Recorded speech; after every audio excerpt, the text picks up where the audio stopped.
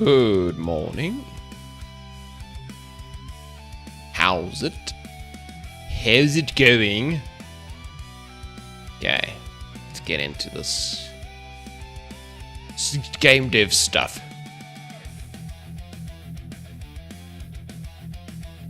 Okay, first things first, let's just get this ability thing started. I've been working a little bit on these off stream. It's a little bit, when I get some time, I do come back to it. Okay, so I've been struggling with the wizard a little bit.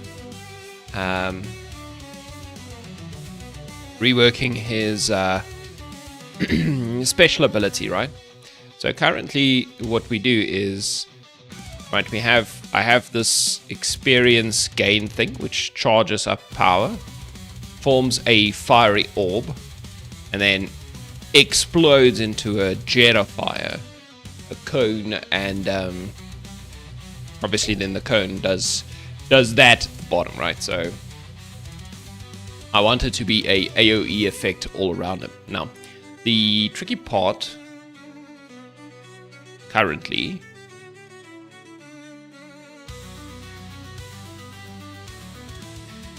I don't know why these particles keep moving about, but anyway.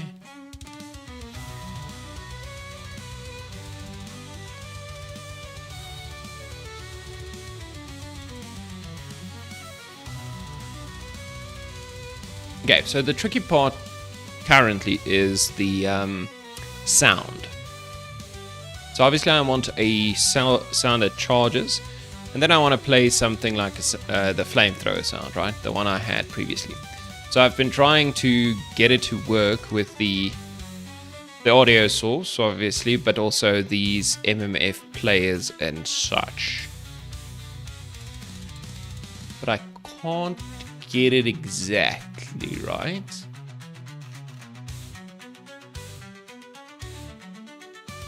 I think I should rename it. Special effects. And I think what I'm gonna do is I'm gonna create an empty here. Let's call it the sound effects, right? These two things can go away.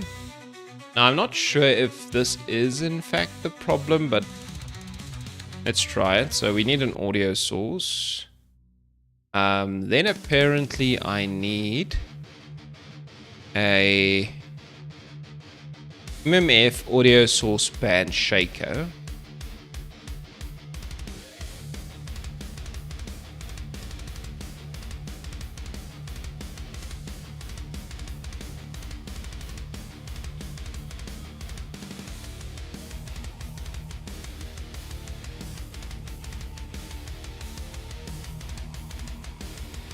And a channel.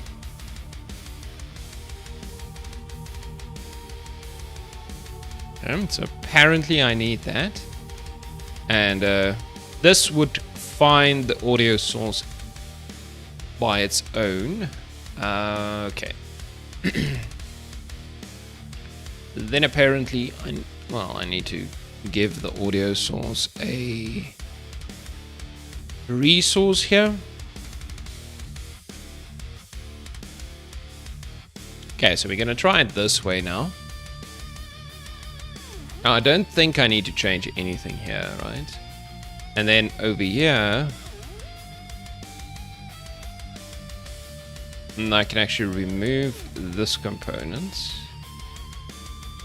and this component, so we don't need the sound stuff there. And then in my MMF player,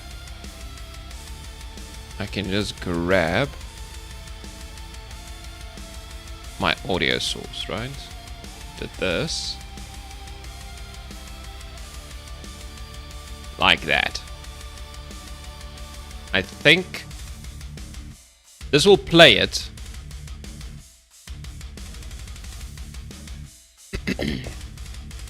Yeah, it will play the sound. I just don't know if it's gonna change the volume at all. So I have this audio source volume control, which is supposed to do this.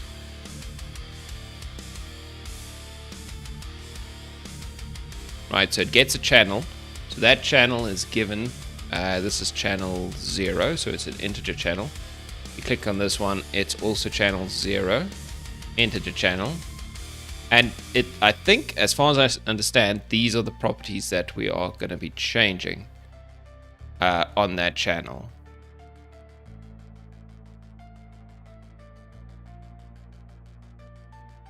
I'm going to override these essentially.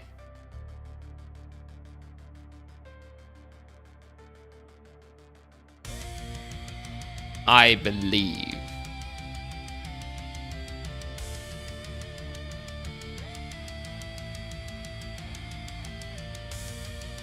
Okay, let's try that, because it didn't work when everything was on the wizard. So I did that exact setup, but everything was on the wizard itself, and it didn't quite work out for us. It would play the audio, but it doesn't change the volume. Right, maybe I need to move the audio source up. I don't know actually. Okay, but let's give it a test,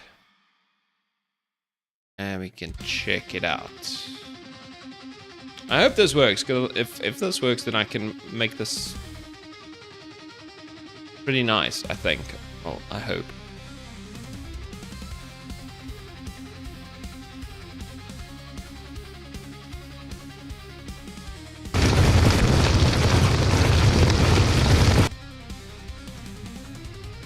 Okay, so apparently it's playing on awake.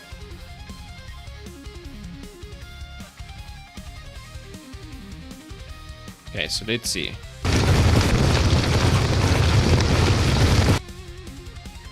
It's obviously completely wrong. That's okay. I expected that at least. But I don't really understand. Like, if you play it, it shows it's playing, but I'm not seeing it actually affect the sound at all. Right, if we click on the sound effects and we just look at our audio source, for instance, you would think the volume slider is changing over time, right? It clearly ain't.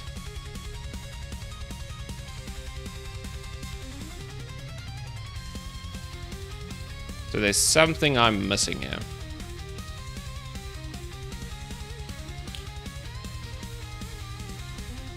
Because I believe it's possible, I just also believe I'm not doing this correctly.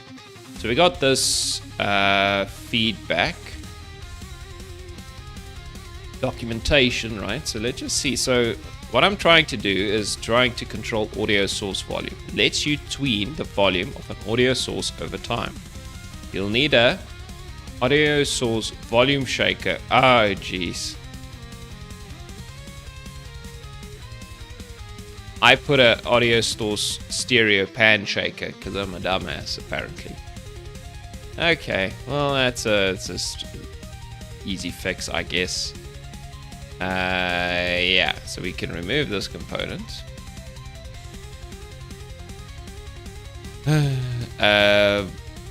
Volume shaker. This should work now. Right, let's just make sure we don't play on awake here.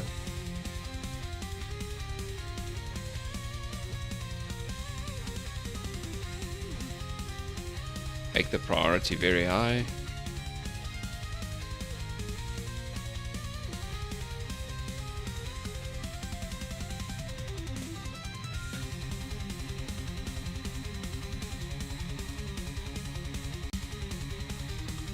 Okay, so if this works, then I can actually play them in the correct sequence and all that good stuff. But let's just get it to work.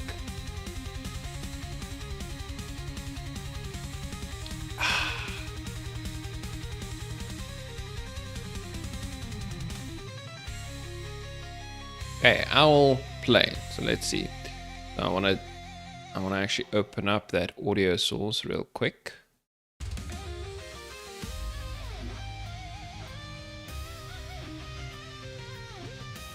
Okay, we should see this volume slider moving around.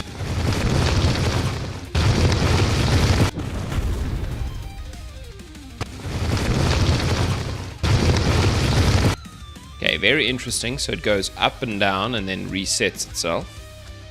Okay.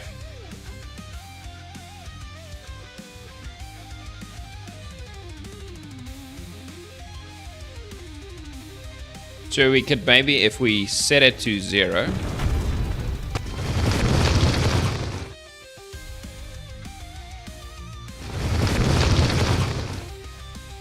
Okay. Okay, now I'm not necessarily going to use this exact method. I just wanted to test it to make sure it works in the first place. Now let's tweak it so it actually sounds good, right? So if you think about this, okay, so this is my like fire effect, right? Let's put that at 1 over there. And let's go to our wizard and have a look at our MMF player. I should put this thing on our special effect, I think.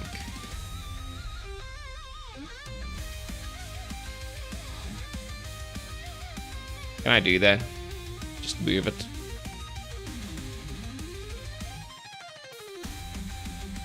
I think I can. I think I just did. Okay, so the MMF player got lost. Let's just give it back. Yeah, so I use the MMF player together with the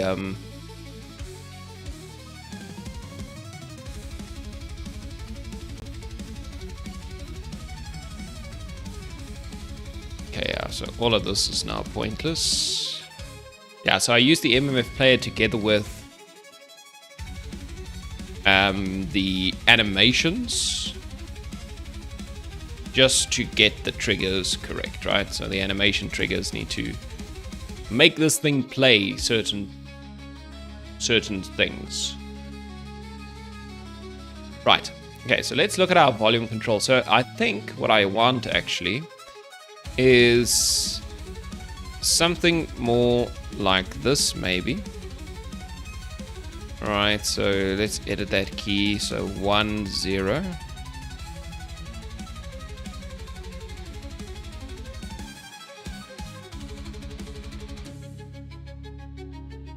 And let's just get this thing to go flat.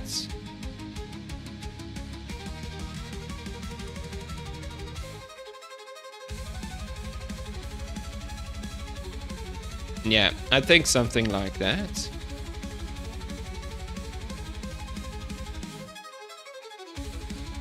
Auto.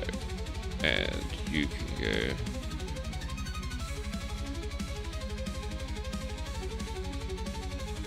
Okay, something like that. So we just wanted to stay fairly loud and then go down near the end. And okay, so that's good. Now we just want this thing to trigger at the right moment.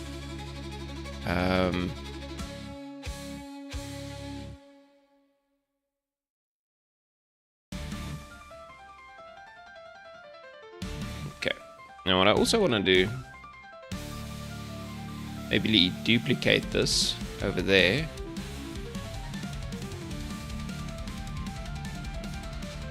We'll have charge sound effect here, and over here we'll have the fire, right? So we'll go find a nice charging sound effect as well. Okay, and then if we go to our animation player, we also have, I would say, special attack, charge, and shoot. Okay, so I already have them here, but I guess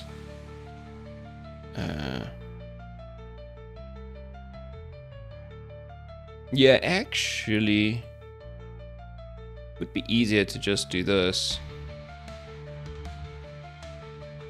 You know what I mean? And then I I'm sure I can get the...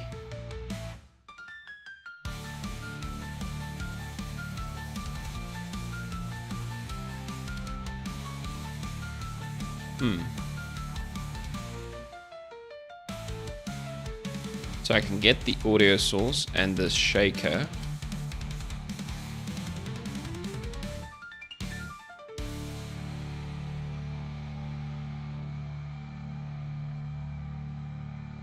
I wonder if this thing will play with the audio source.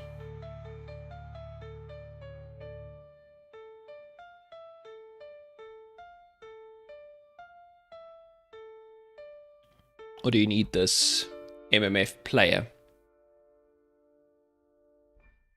each time?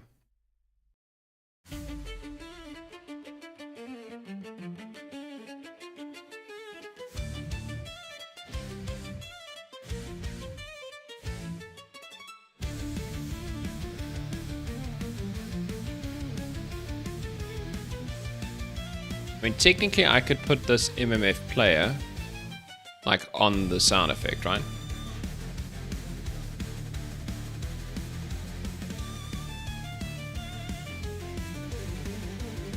Because everything is right here. This is where our audio source is. This is where our volume shaker and all the good stuff is. Right, so I can just put the MMF player straight there. And then on this one, I could also put an MMF player. If I need it.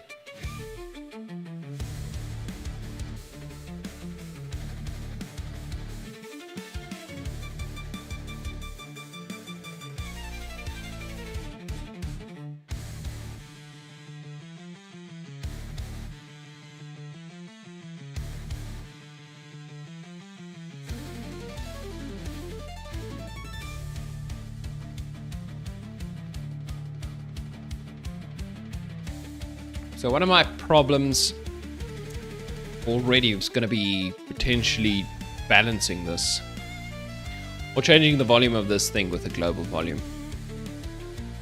Yeah, I can feel my volume problems are coming in hot. Because if you think about it, okay, so we have this player, right? It's got an audio source and it's doing, well, it's got an audio source volume, which obviously ramps from 1 down to 0, then that's great. But what is this? And this is a absolute volume, so it just changes the volume straight. But the problem I have with that is, yeah, the fact that, and it's probably because I need an audio mixer. All of my stuff. Yeah, I might have to think about using a mixer. Okay, let's just get it working, because getting an audio mixer going for all my stuff, I think it's going to be a whole thing on its own that I have to do eventually. So I think for now, I'm not going to worry about that. I'll worry about that when I need to.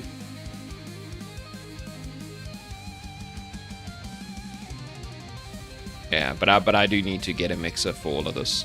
So even if the audio is balanced, if somebody wants to change the global sound effect volume, they're not going to be able to change this one.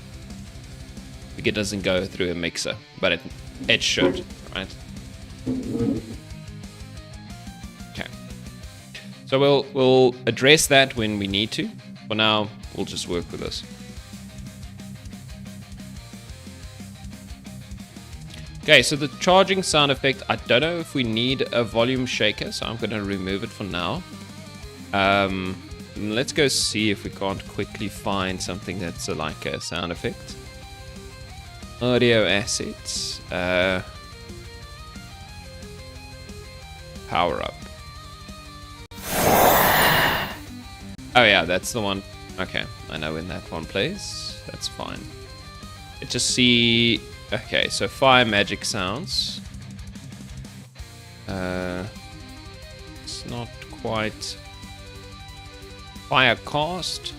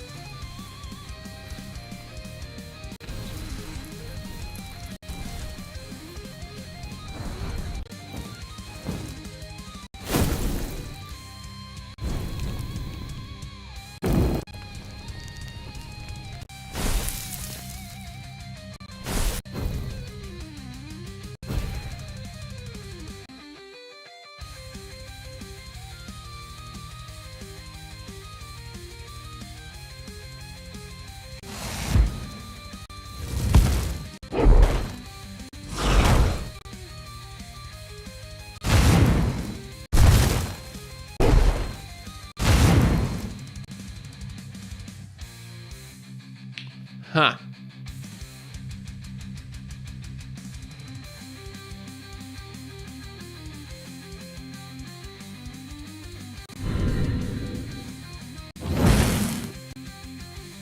I remember hearing one, like a charging sound. But yeah, I don't know where I heard that.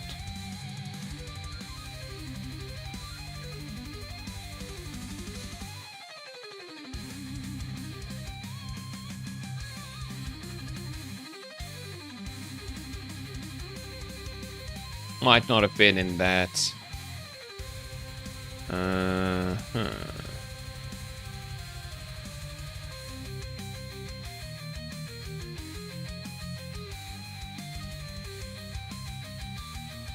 Okay, let's go find my other sound effects. Wherever they may be. Let's go digging.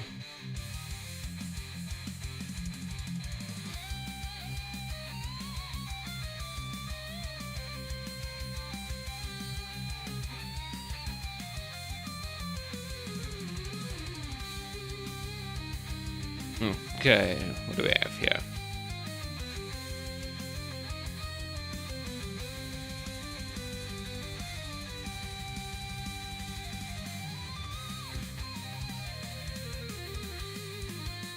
Magic spell, casting magic spell, casting worship.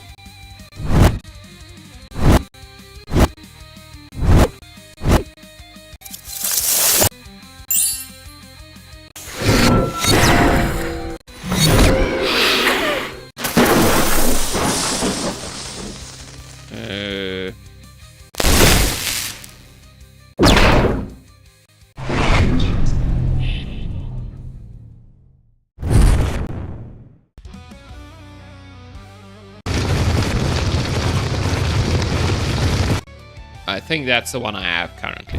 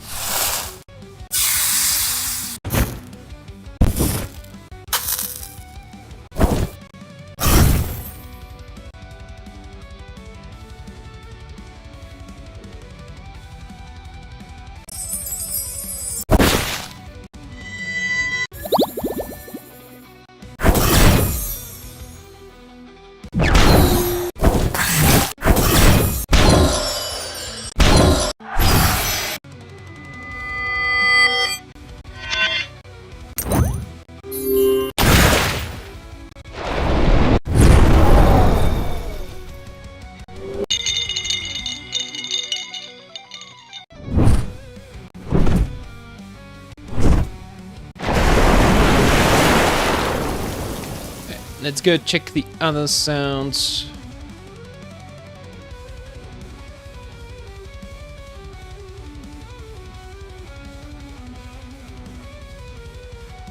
Hey, Lorenzo. Hello. Oh, it's going well, I think. I think it's going well. How are you doing?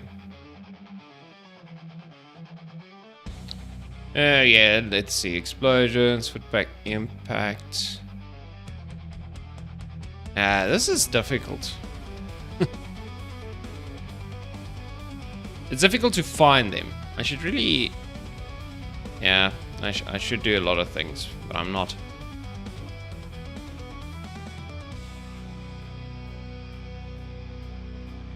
Oh, that's cool, man. You're busy.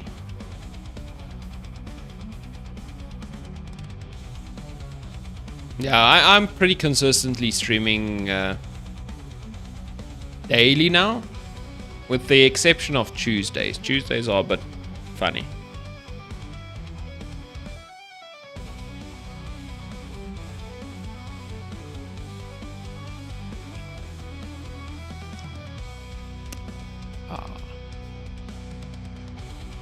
Like, none of these even seem like they can be magical sounds. Or, you know, a magical sound of the kind I'm looking for.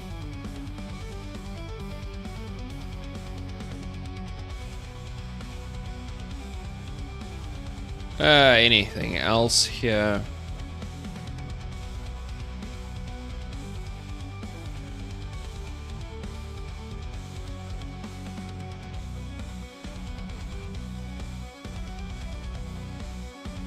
Medieval Fantasy Pack.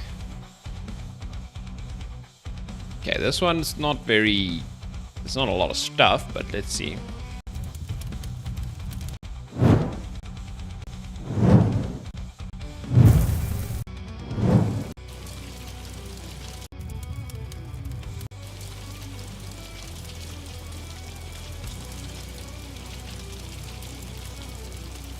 Yeah, we need...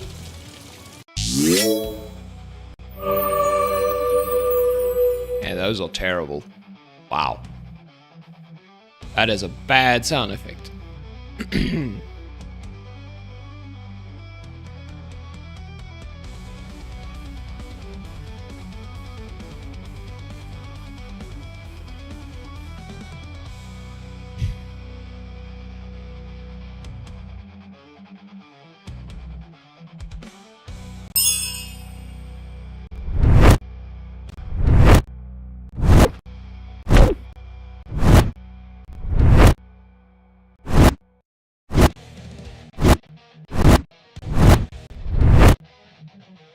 I wonder if this is gonna work. Let's try that one. Okay, so okay, I'm just gonna grab a few of them.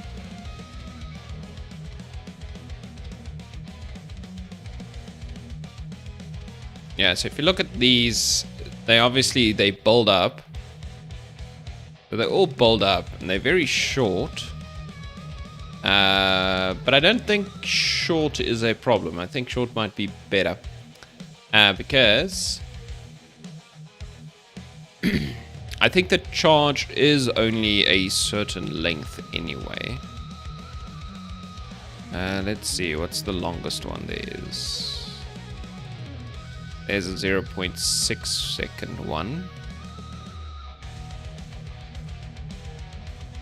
Yeah, we could try it. We can try it. So let's say we have our charge sound effects. Okay, so 0.6.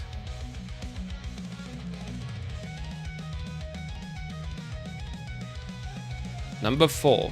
Yes.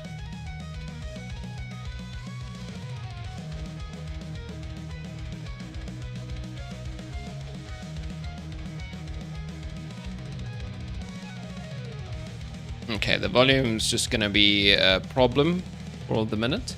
Okay, so we should have that sound effect play and then that one play. Alright, so we just need to make sure we play the correct ones at the correct points.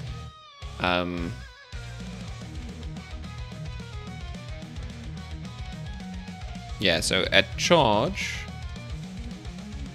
So yeah, we can put SFX charge here. We can do audio source... play. We can even do play delayed. 0.2 seconds. Right. I think that's going to do what I think it's going to do. Okay, well that's interesting. And then the other one would be on special attack shoot, right? So then we can do add this sound effect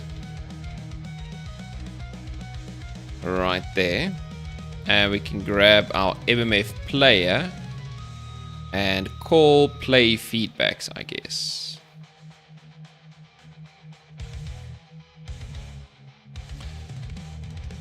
Right. Theoretically. Okay, let's just go change out the way this thing uses. Okay, so currently we play the feedback over here, but I don't need to. I could just play it from the animator. I think that's fine. Then the timing and things should be good. Yeah.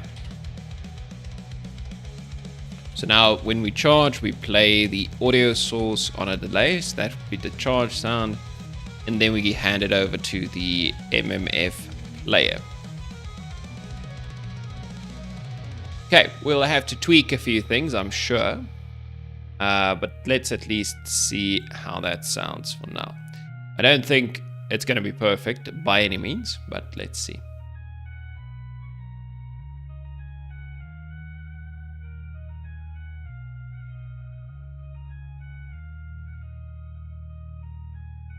Okay.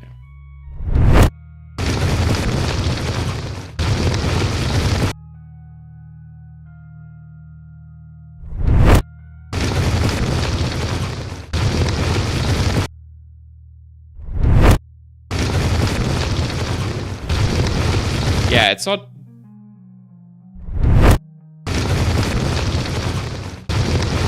Okay, so we need it to be a little bit more delayed. And then there's something weird happening with the other sound. Okay, let's go check out our fire sound, right?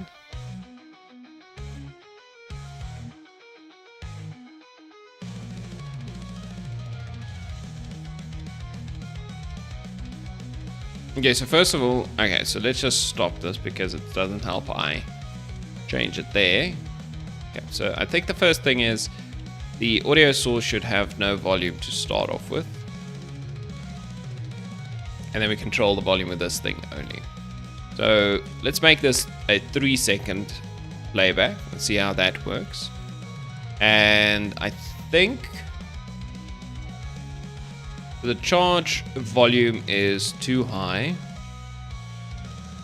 So to get that one a little bit not so loud. And I don't know, I'm not convinced that this is the way to do this, but I'm just gonna do that. I think I want to make it the charge sound a bit longer, maybe.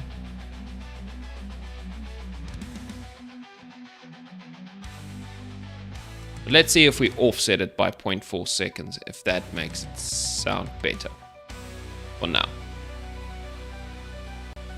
Okay, and the other sound effect is now a bit longer, so hopefully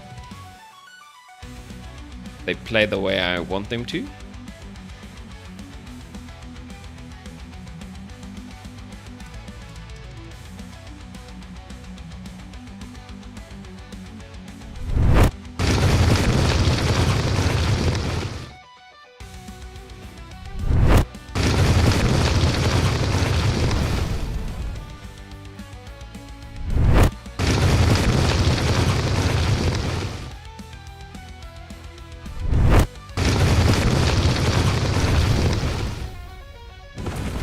I mean, that's not so bad.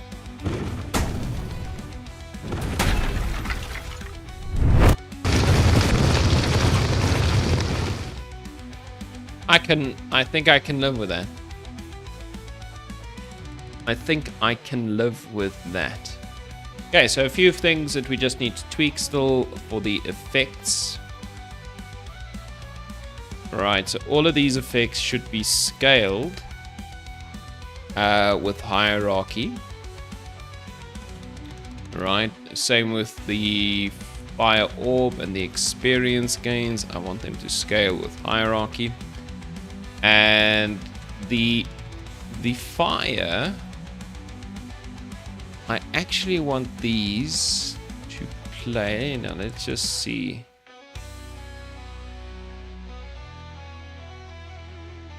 Simulation space world, perhaps.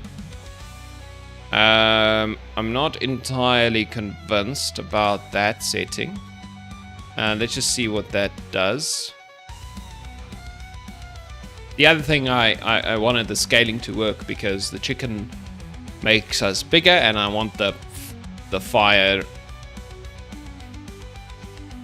to obviously be bigger as well. We could actually, yeah, we should test that.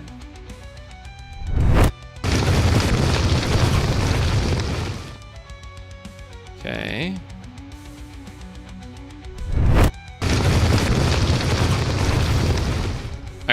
Okay, simulation space wall does not work. Okay, that looks weird. Okay, so we'll switch that off. Let's just see the Chicken Knight quickly. If his passive, when we grow...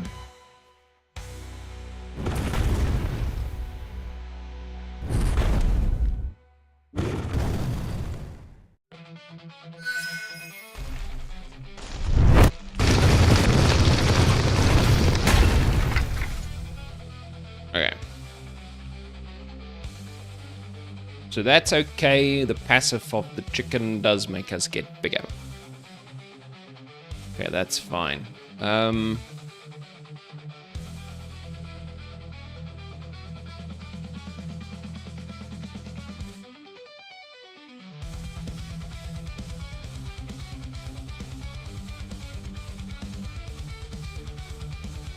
Okay, so we want all of these to simulate locally.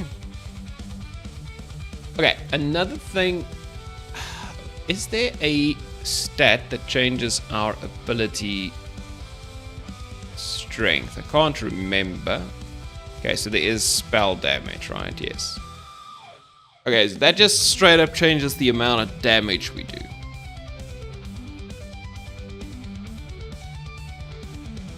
Okay, so it doesn't have to do anything else then.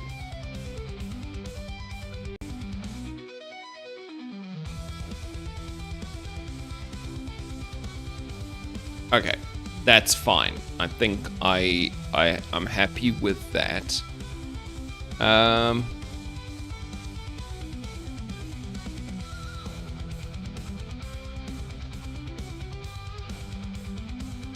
Okay, cool. So now we just have to make the actual ability work, right? The special attack, because it currently doesn't do anything.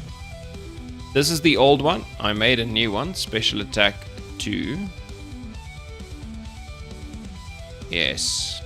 I don't think this thing really did much. No. It just did a bunch of movement stuff. Yeah, but now we can just recycle this one. I don't think I'm gonna. Yeah, I'm not gonna do anything else.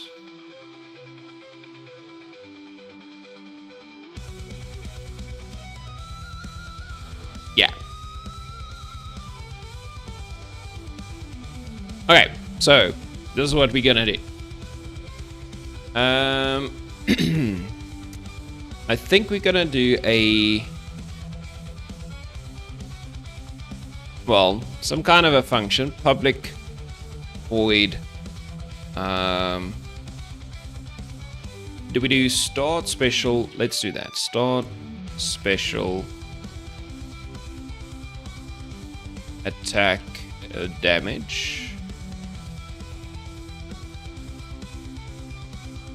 Right, something like that. Now we'll need. Yeah, I don't actually remember.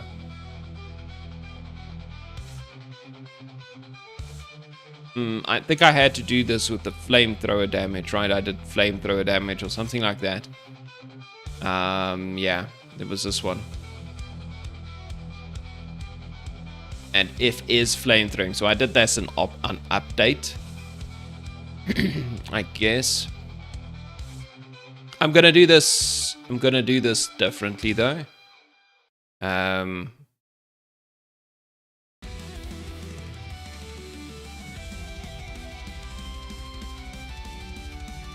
Well, I'm gonna do this differently, but I think I can do it similarly though in some way still.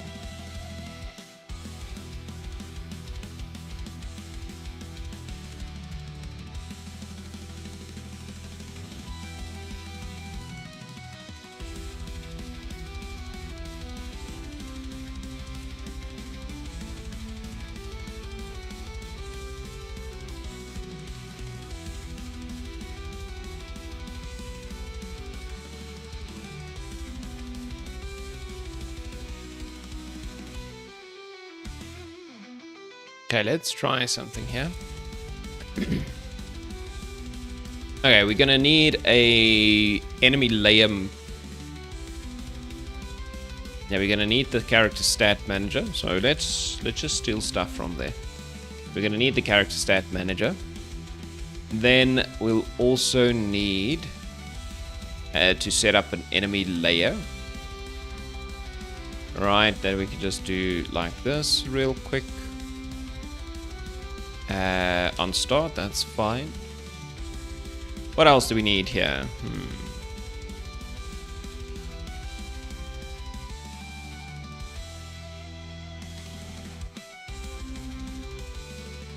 Did I do this? I might.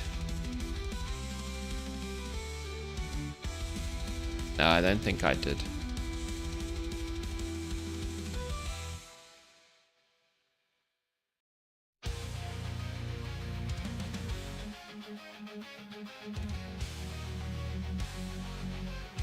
Okay, so this was a sphere cost.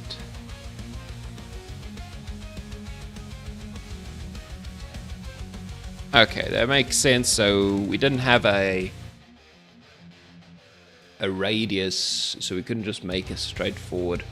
Yeah, but in this case we can. So we can make another. Let's just make it public.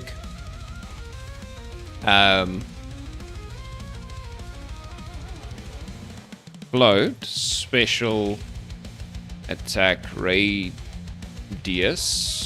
right? So we can just do that, and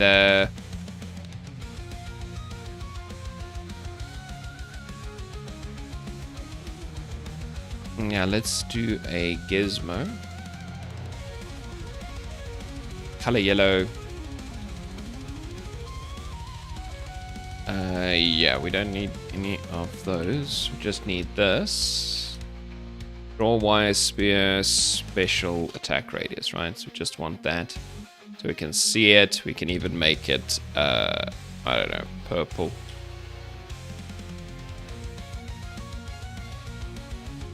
Cayenne. We can make it cayenne, right? Why not? Or cyan, or whatever that is.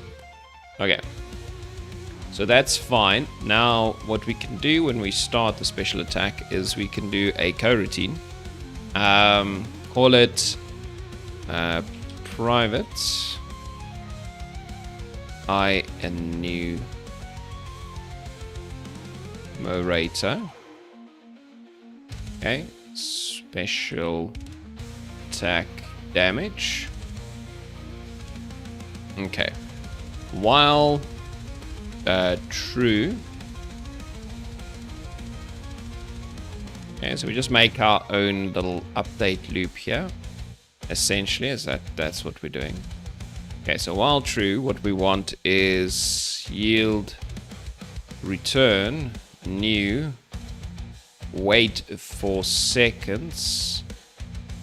I think I just want to do 0.1 for now. Okay, that's what we're gonna do, and every time we do that, I want to do damage, right? I don't know if I need to do this specifically, but we'll do something similar, right?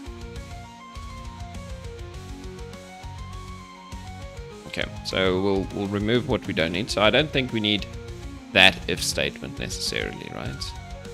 So shift tab. Okay. So the first thing over here, I think we need something like this. Let's just do that. Okay, so we want a ray fast hits, maybe. Let's just see physics.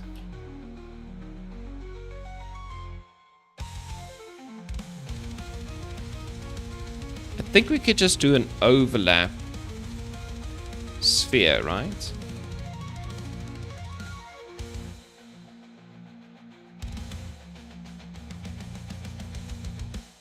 Yeah.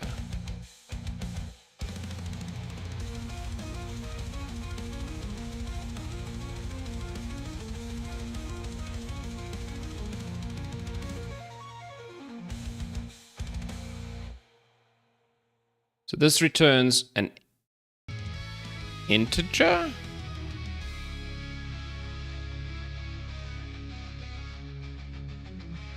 Oh, okay.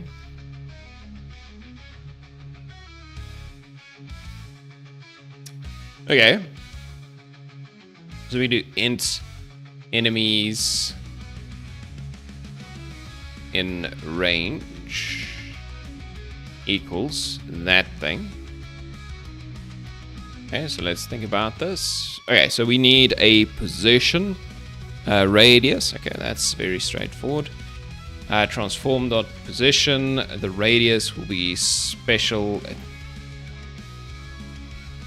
attack radius, which is spelled completely incorrectly.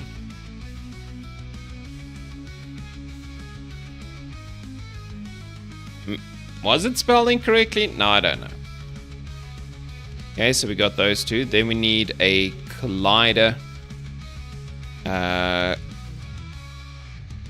array called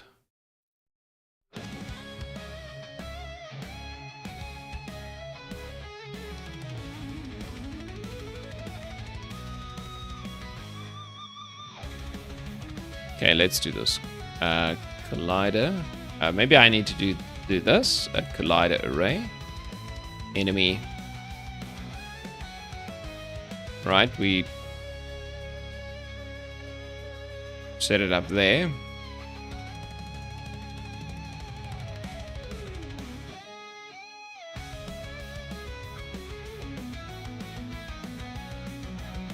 Okay, what else do we need?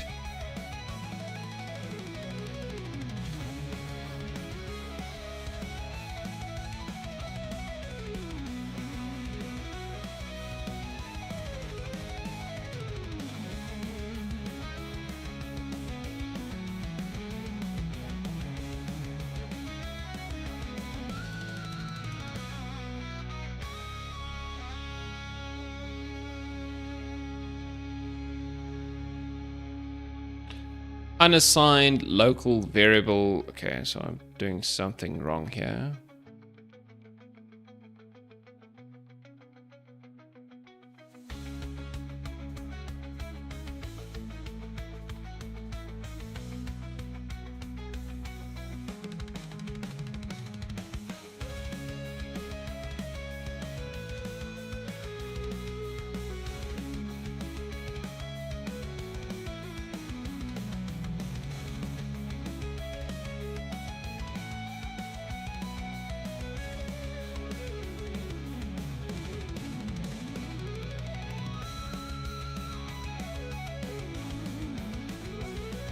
Okay, what if I don't do that?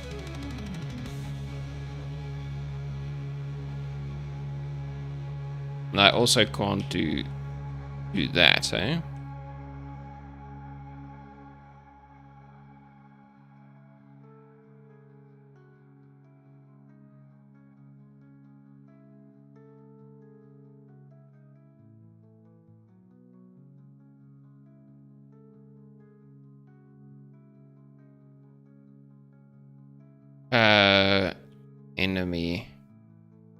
Enemy layer.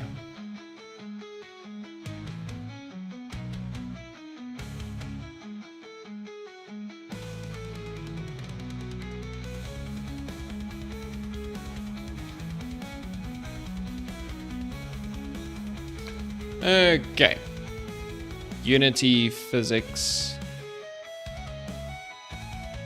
over lab sphere. Let's just see the actual way you do this. Okay.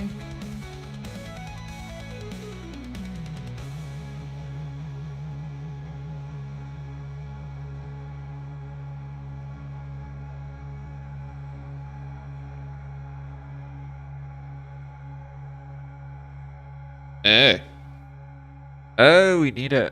Okay. This one just straight up spits out.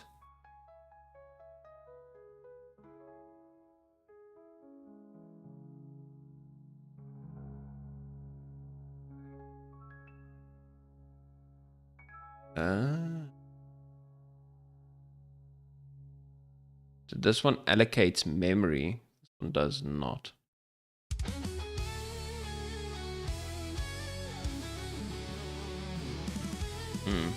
Okay, but if I use non-alloc, then I'll need to tell it what the max colliders can be. Right, I don't know if that is exactly what I want to do, right? So, so then I don't think we do non-alloc. We just do enemies in range, which is a collider array. Jeez. Right, overlay. Okay, so now we just need position, radius, and layer mask. Like that. Okay. Then we can do a quick for loop. Point I. Alright, so we just do that.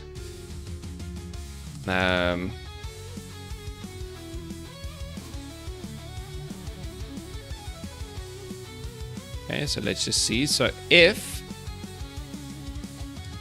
enemies in range I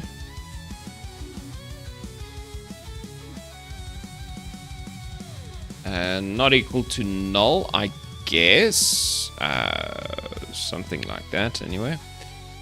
Okay, so let's see. Then we just want to grab the game object or the collider, get the game object, try get component, enemy status effect manager, get it out. So if we got it, then we can just apply the status effect like so. The type and the damage.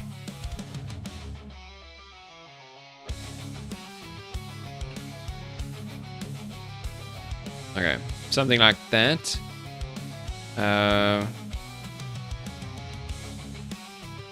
Yeah, okay, that is okay. Okay, we're only going to do this every 0.1 second then. Okay, so in this case, we are applying the status effect of fire. What I would also like to do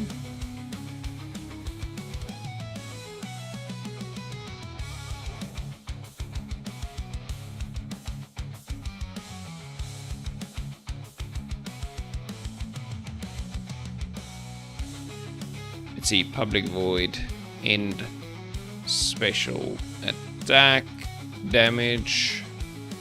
Right, we'll make these work with yeah, okay, so you can just do start coroutine and special attack damage. And over here we can either toggle that true to false and then it will end.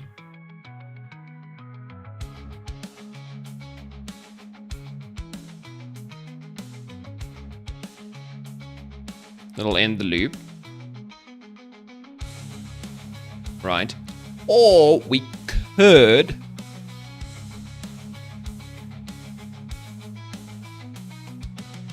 allocate the coroutine to a variable and then end it here.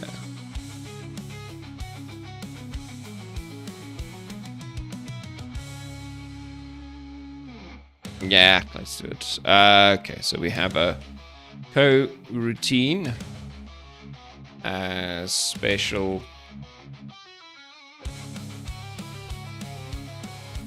attack damage routine. Okay, and when we start it, we just do this. Okay, and then special attack damage routine. Well, then we just do stop coroutine special attack damage coroutine. Yeah, so we could just do that as well. We could also just stop all coroutines, I think. I think actually we can stop specific coroutines. No, maybe not. But we could just stop all. Then we don't need to actually do this either.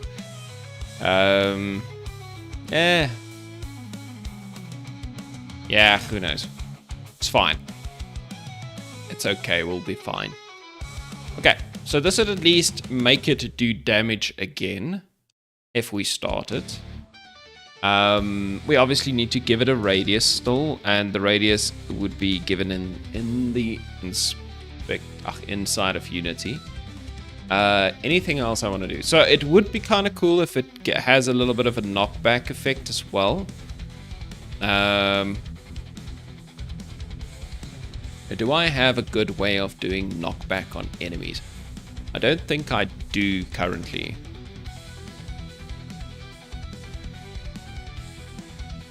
Yeah, I do believe this is something I want to do going forward, so I'm not going to do it right now, but I think I'm just going to give myself a note here. Knock.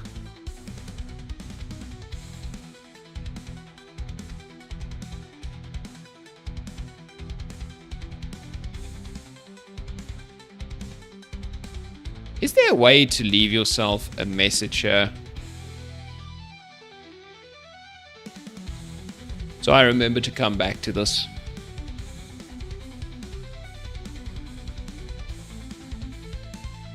Do I just log something here?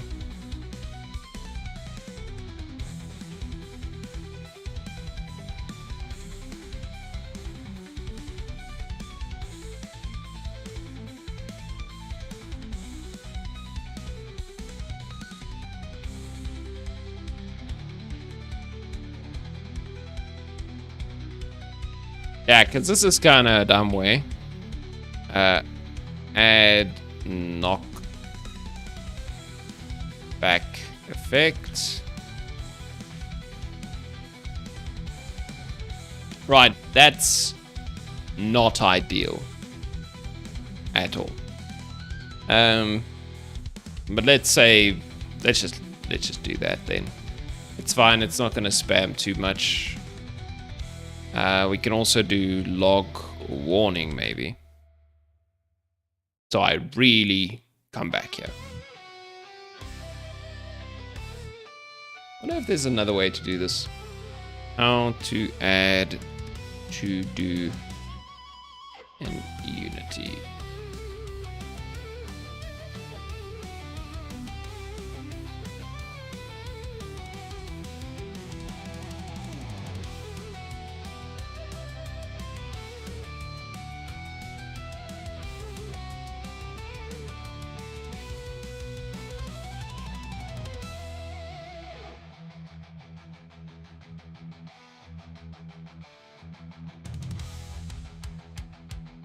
Oh. Okay. So if there's a way to just go find them.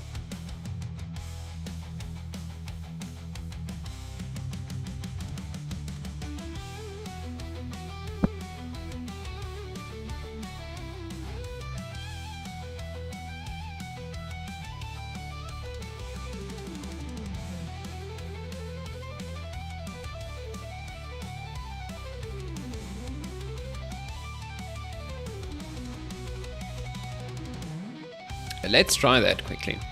So if I just do to do knockback effect, right?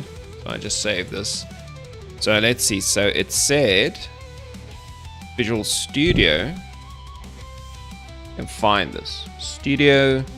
Okay, view task list. Let's see. View.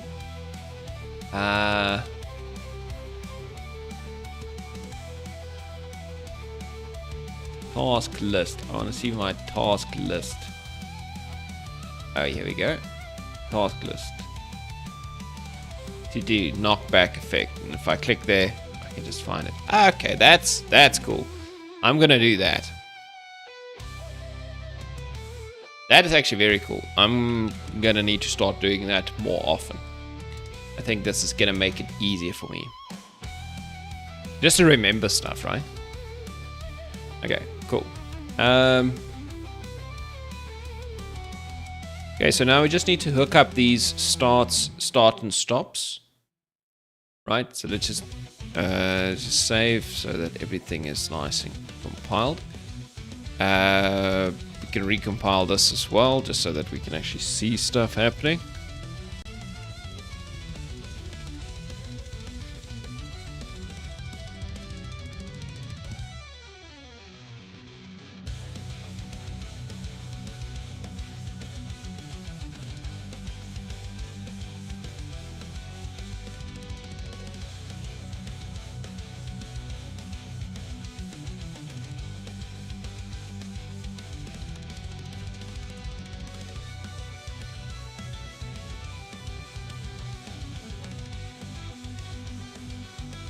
Okay, special attack radius, so we should give it some kind of a radius.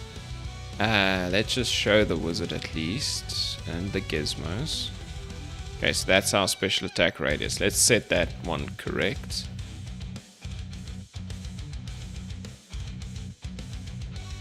Really? Is that the size of our...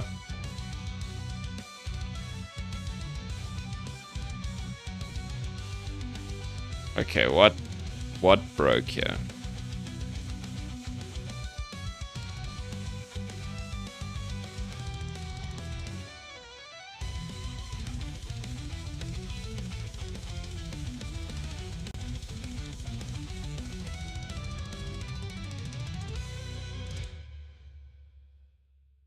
Yeah, something definitely broke.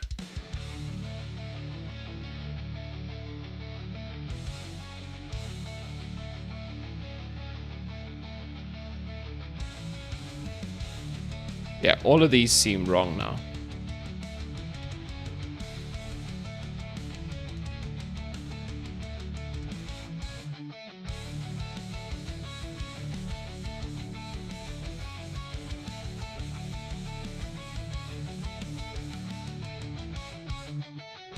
Let's go into the game and see. That's a bit annoying, I'm not gonna lie. Because I was working on getting that perfect, and now you want to tell me that the size of the effect just changed.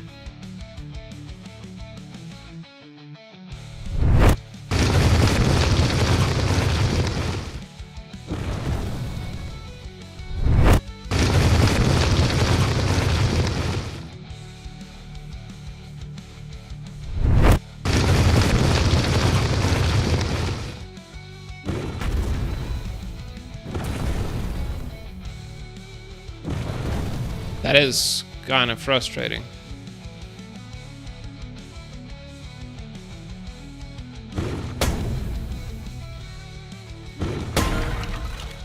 I wonder if that's because of the hierarchical scaling. Must have been that.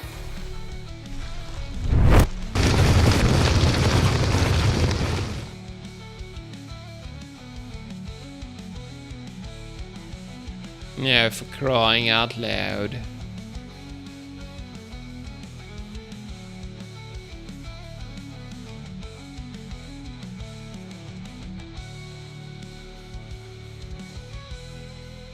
What if I made this one twice as large? What happens then?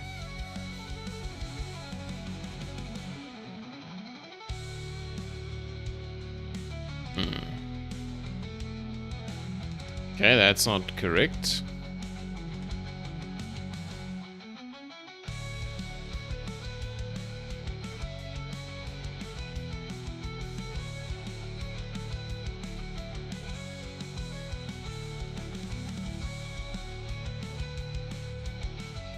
It seems like a speed thing, but the speed is still the same.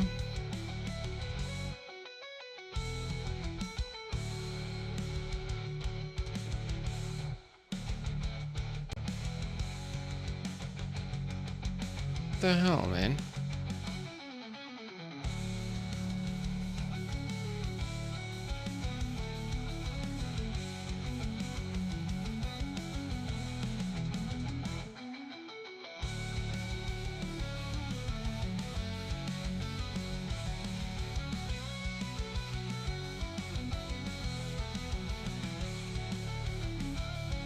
Not gonna lie, this is very annoying.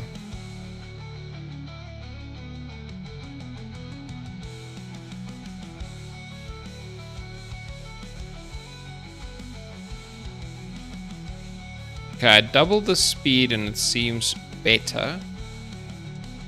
If I make you two...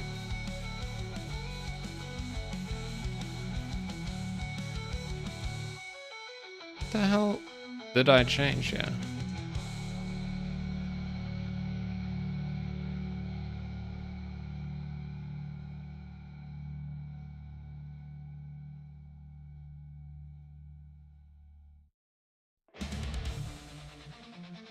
It's definitely not.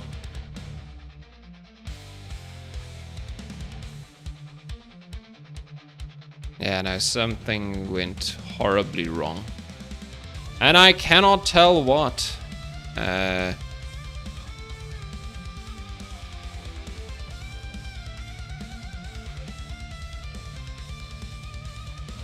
Surely it's not the scaling mode, right? If I change this back to, say, local. Ah.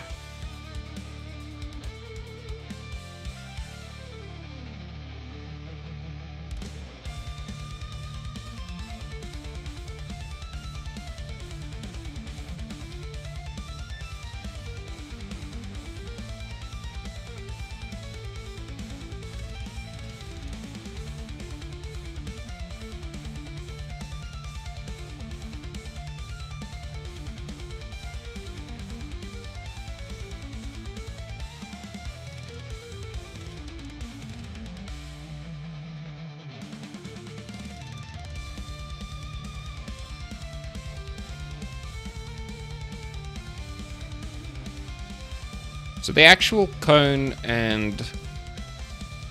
Okay, let's try something there. What if we just change the radius of this thing to 2.2? Alright, and this cone we make... I think the angle bigger to 20? I don't know.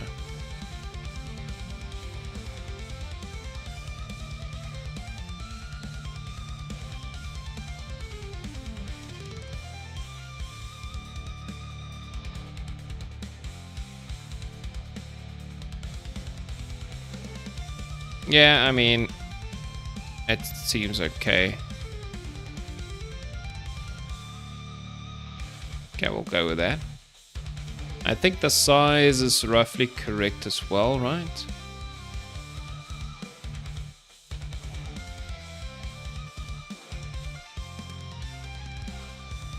We'll just see.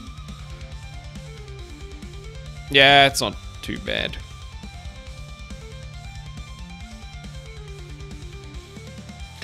Okay, now we just need to play. Okay, so I think we need to do a few things. So I think the size needs to change with time.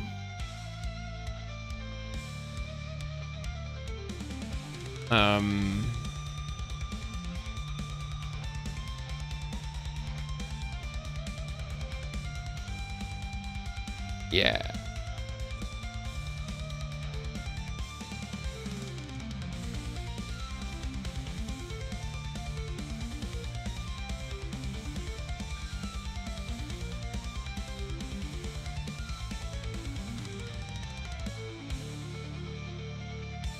Yeah, you don't want this thing to do anything funny.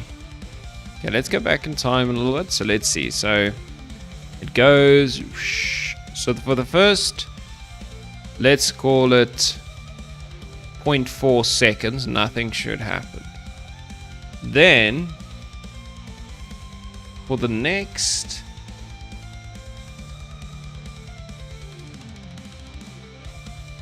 point 2 seconds, the size should increase. Yeah, no, that's very quick.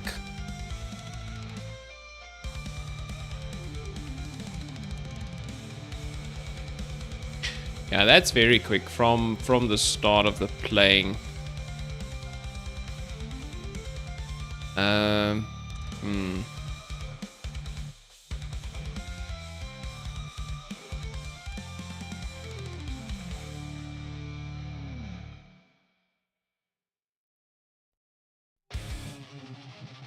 Okay, so what we can do,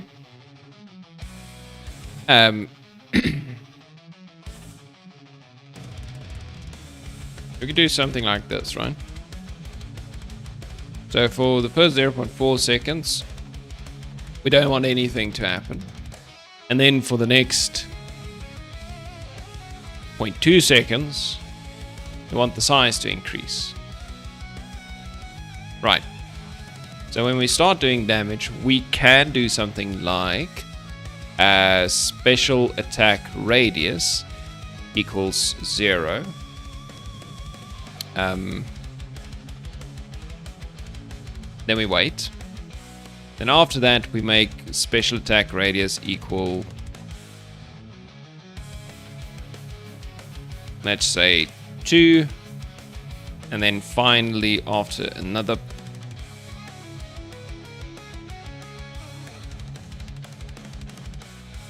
it's 3.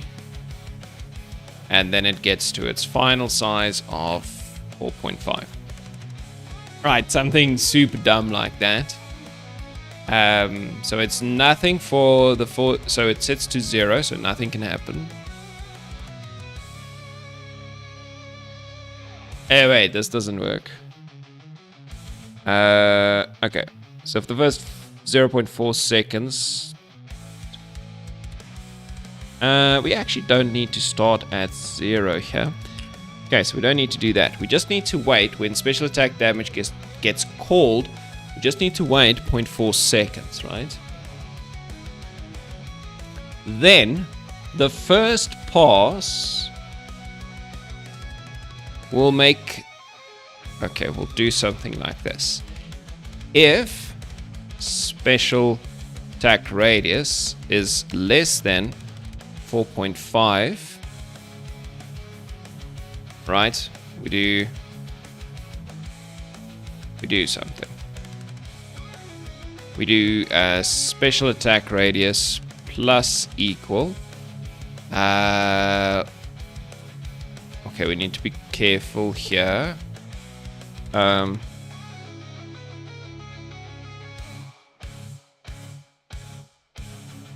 we're gonna start.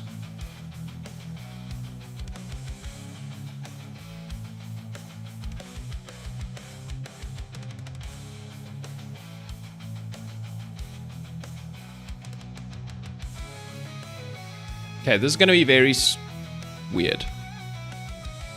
Okay, so we wait for 0.4 seconds, not doing any damage. Then the first time, we're going to see it's less than that, and we're going to add 1.5. Right? So it's going to go from 0 to 1.5, and then we'll do a bit of damage. Then we go back, and it's going to be going from 1.5 to 3. We do a bit of damage. Then we're going to go back, we're like, it's going to go from 1.5 to 4.5 in the first 0.3 seconds. Okay.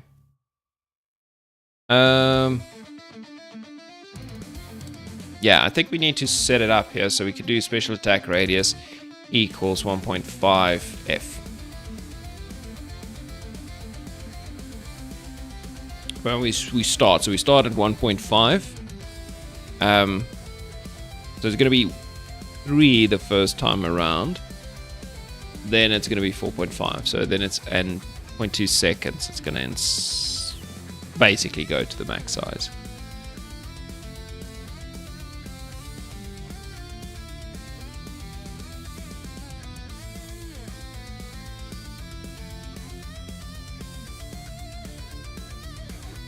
Yeah, okay, that's fine. It's a bit weird, but it's fine. So the first 0.4 seconds, we don't do any damage because we're waiting for the fire to get where it needs to go. Okay, so we just need to start special attack damage then, and end special attack damage. Yeah, we're gonna loop over here, so that's okay. And then we stop the coroutine. Good old-fashioned way. Okay, so let's see. So in our animation, we want to go to on special attack shoot, and we want to add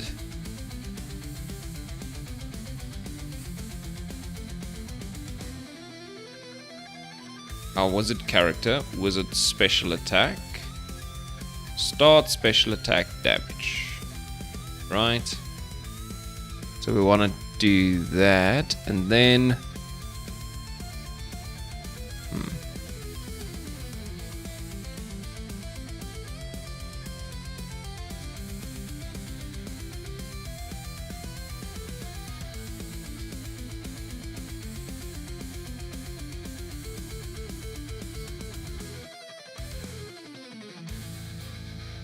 okay, we have the shoot end one that we can call as well. So let's do that. So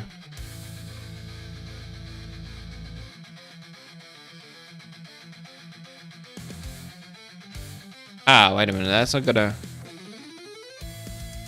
that's not really the end, right?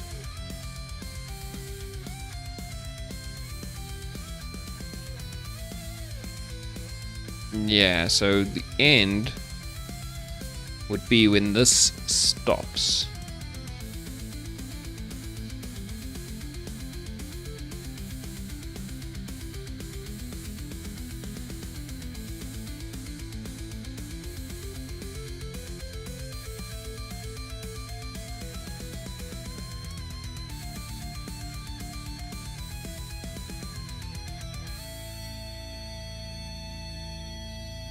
And it's not just when it stops, it would be... Okay, let's see. So, okay, so obviously it starts at some point. So we start it, it emits, it burns, burns. Only there. So around 2.5 seconds. Around 2.5 seconds after starting, we should end. Right, we could make that work.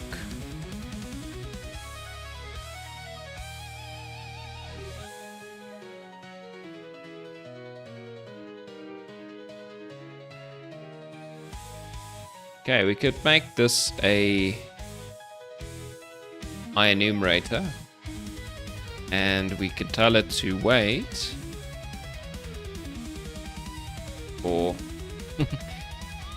2.5 seconds. Right, and right here we can also do start, go routine, end special attack damage, right? So we start the special attack damage and we end the special attack damage at the same time. And everything should be synced up. Wow. Yeah, coroutines are useful, it seems. I never... Like, I didn't use them for like the first 7 months, and now I'm using them all the time. Because, I mean, just for something like this, it seems actually very nice. Yeah. Okay. I think then that is it. So it would start. So it starts from the animation, and it ends after some time. Yeah. Okay, so...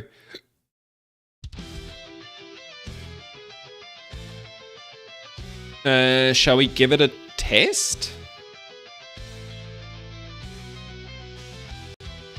Let's go see if we can burn enemies. So we apply the burn status effect. We don't necessarily burn them normally, so they get lit on fire with this ability.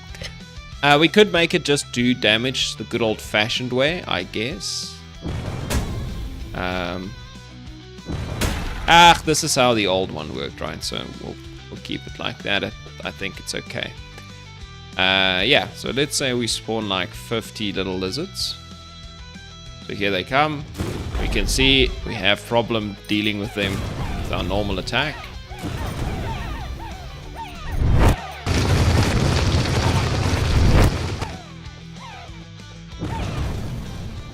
Okay, that was a bit weird. Okay, so let's try that again. I should make it so that you can use this even when you're not shooting.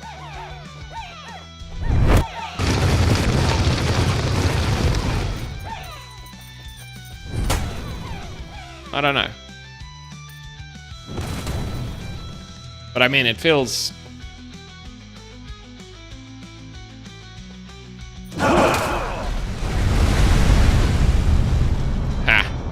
Yeah, so the wizard can easily deal with the frogs.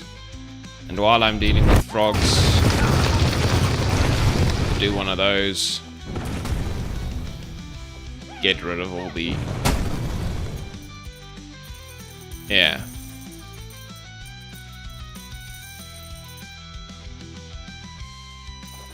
So there's a couple of things I'm not entirely happy with. So let's say, yeah, you're fighting, and then you press the button. Okay, the effect is obviously way better than the previous flamethrower. The sound effect's not great. It's also very delayed, I don't know. So let's go test it out on like just this thing. So I'm here, I'm throwing this thing, la la la. Throwing. And I press the button. Yeah, and it's very much not instant, right?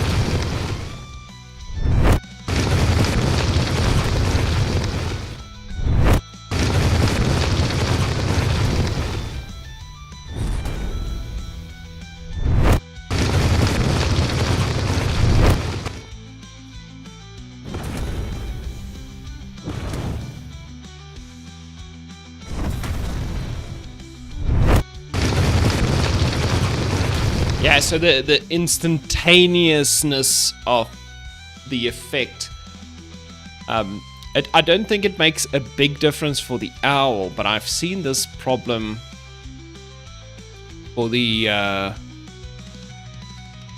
who was it that was having a problem with this specifically? I think it was I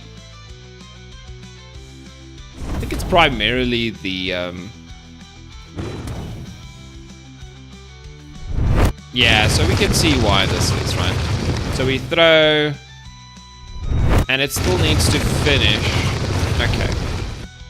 So let's see if we can't make this interrupt the animations, right? Okay. So as far as I remember, okay, so they will only go out of this state once it's done, right? Oh, who's this guy? I haven't seen that guy before. Okay, so let's see. Interruption source, current state, next state. So let's say we can interrupt with the next state on these, right?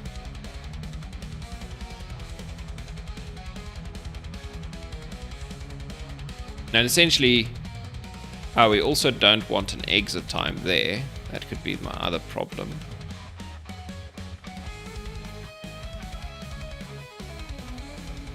Okay.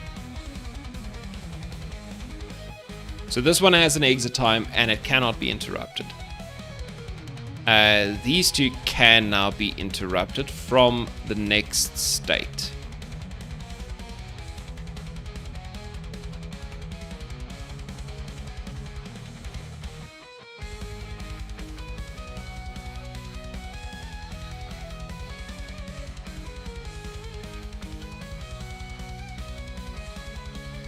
Can be interrupted by transitions from the next state.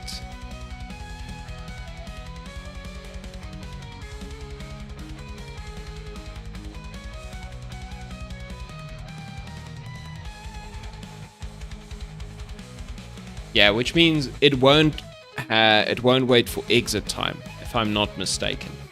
I think that's what it means. We can try it out. So let's just see if we can get it to.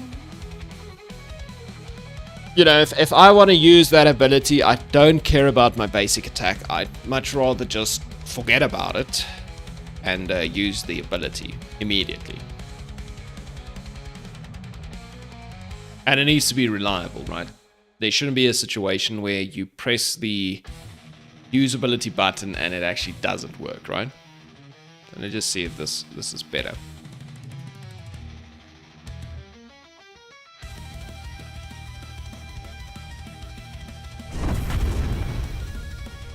Okay, can we see the wizard?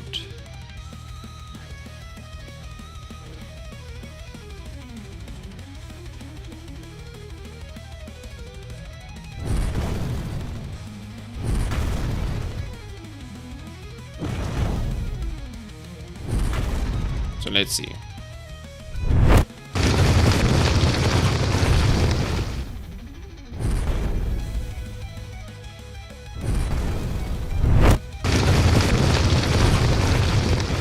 I mean, it looks better. Let's go just test it out a little bit. So if we stand around here,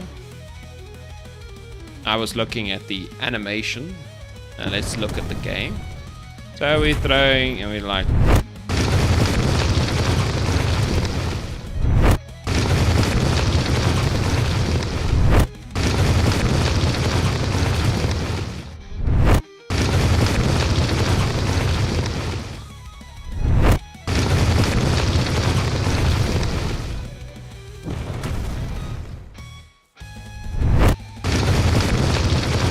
alright, there yeah, the interruption feels much better. It's still a slow animation, so it's not like it's super quick on the reaction, but it is pretty consistent, right? So let's spawn a bunch of enemies.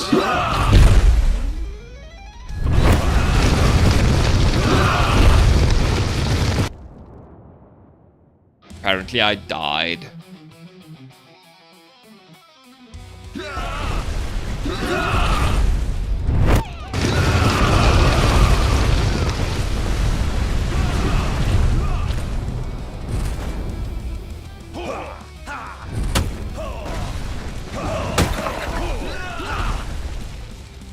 Oh my word, these guys are ridiculous.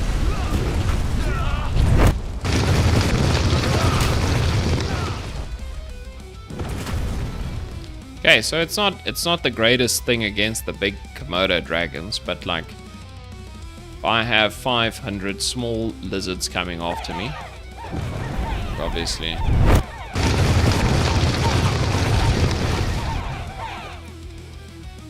they killed me.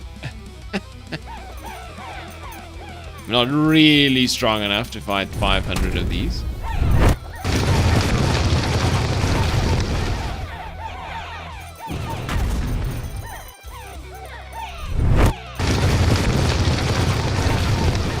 Okay, my frame rate's also not really good enough to fight 500 of these, it turns out.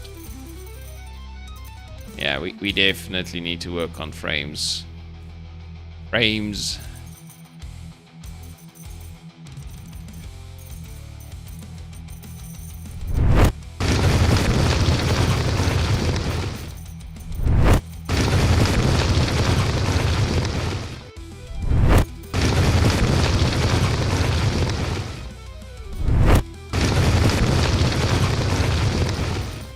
I don't think it's that bad.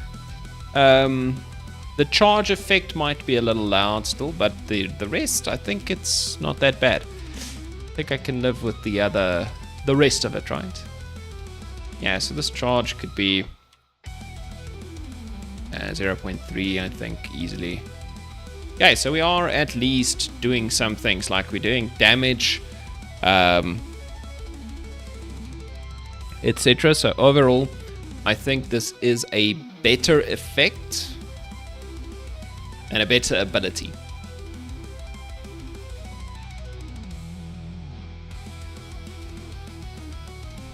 Right, obviously we need to change our sound effects still quite a bit to manage all the audio levels, and that is something I'm definitely going to do one day. But for today, I don't think I'm going to continue with that.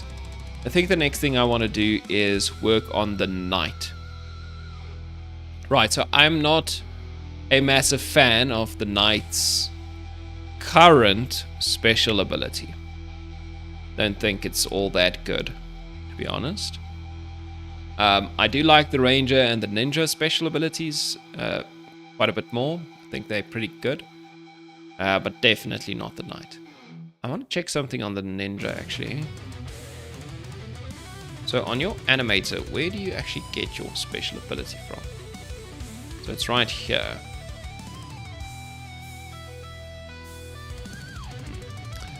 Yeah, that might be an issue.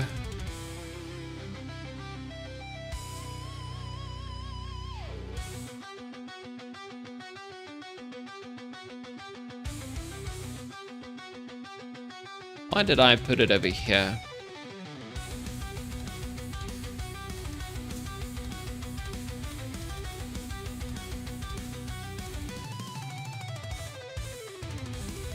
Yeah, the problem with putting it over here is that you can't do the interrupts exactly. Oh, wait, I put it here because it moves the whole character. If you put it on the attack layer, it doesn't.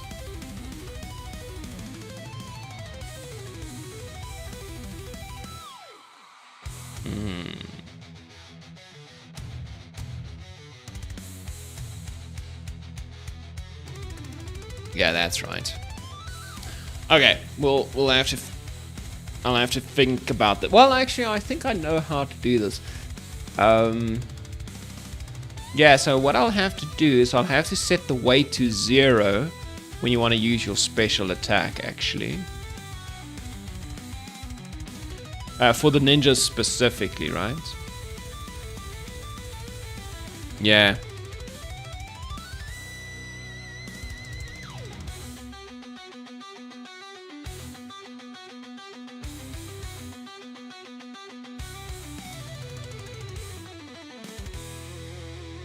I need to move all this stuff away anyway.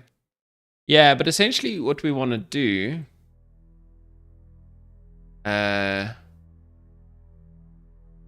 while we are doing our special attack, if this ever happens...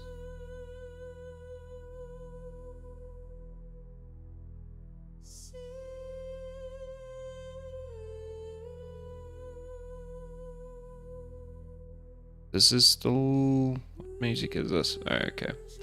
Same stuff. Same stuff. Okay, so essentially what I think we need to do is we need to access our animation player. Specifically get access to our layer, our attack layer. And change the layer setting so the weight is set to 0. Yeah. The reason for that is because the attack, this layer overrides with a mask the base layer, which means your attack might not happen, your move attack.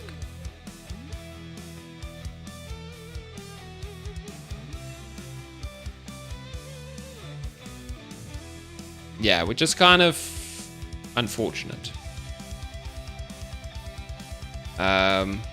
So let's see if we can fix that while we're here, right? While we're here. Before we go into the night too much, let's see if we can fix this. Okay, so what we need is... I guess we need a serialized field, private. This would be our animation... What? Is it a controller? What is this thing actually? What is this component again? Animator.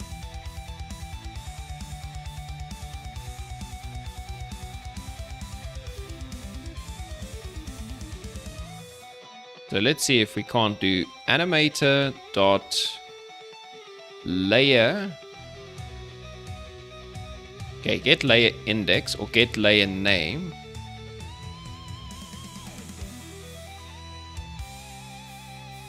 Now, what does this thing do? Returns a string. No.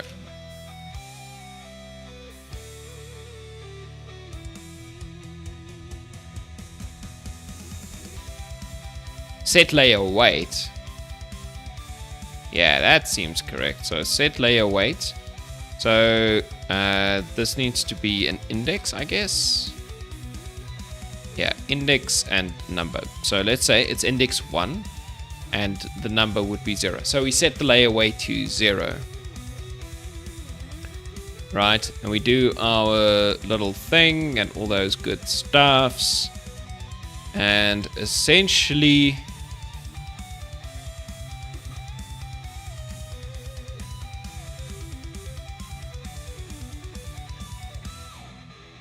Okay, this is a little bit of a dumb way of doing this because now I'm setting it on update, which doesn't seem correct.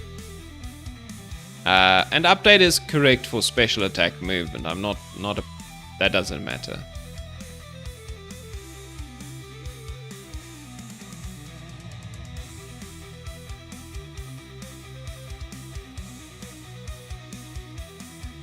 Okay, so let's go to our character manager. So on the game input pressed, obviously stuff happens here. So if the character is targeting and etc. needs spell juice, blah blah blah, or doesn't need spell juice, or doesn't need spell juice, then we just use the character stamina. So we set special attack trigger on the animator itself. You know, that's actually not a bad place to do this then. But we need to be careful here because it's going to be different for the different characters, right? Yeah, so it's not the same for the duck versus the owl, for instance. Right, because the duck, his special attack does require you to switch off this layer. The owl does not. Actually, so why does this happen with the duck so much? Now that I think about it, right? Let's go test it quickly, because I don't think it happens with the...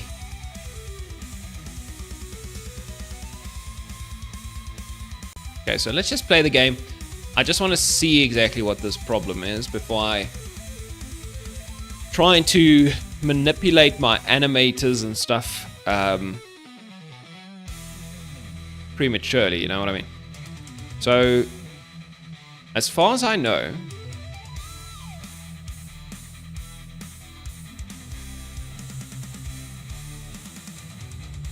okay. The stupid thing with my mouse broke. So let's just try that again.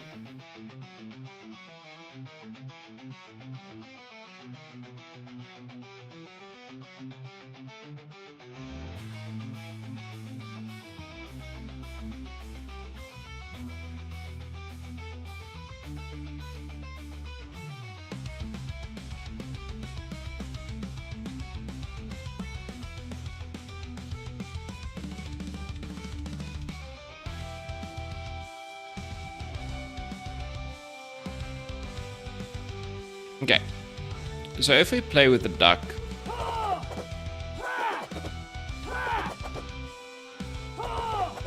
like I've seen this many times where, so right now he seems okay, right? So if we attacking, no problems, it triggers every time. The robin. Okay, so here's the problem, right? Look at my stamina. So reset. So I'm aiming and then I press the button multiple times, right? And you can see my stamina drains every time, but I don't actually use the ability every time. And I think this is what my problem was with the duck as well. Like if you spam, okay, yeah, that's definitely a problem. Especially with characters that use... Like, if I wait for the attack to finish, it's not a problem.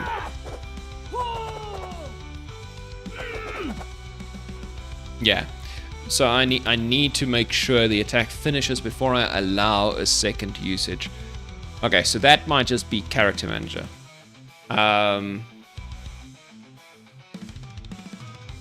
Yeah, so if you press this... Oh yeah, you see they are still technically targeting. Yeah, so we should do... Let's do a couple of guard clauses here. If player manager dot instance dot is doing special attack. Alright, so if we are currently busy doing our special attack, just return. I think that will work out.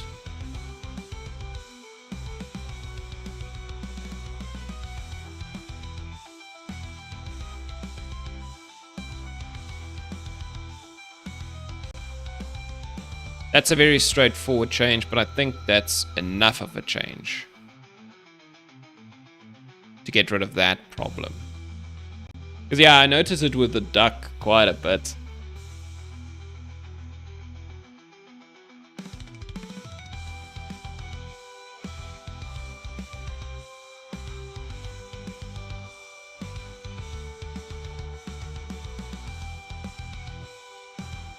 Okay, so now we can go and we can use it, so it's fine. And we can't use it multiple times. Yeah, if you spam it, which you can, it will immediately trigger when you finish the ability.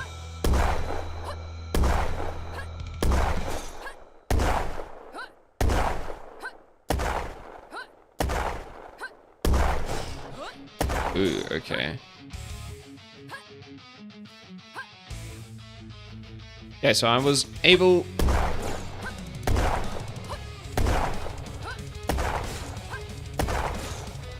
So I'm still able to spam it a little bit.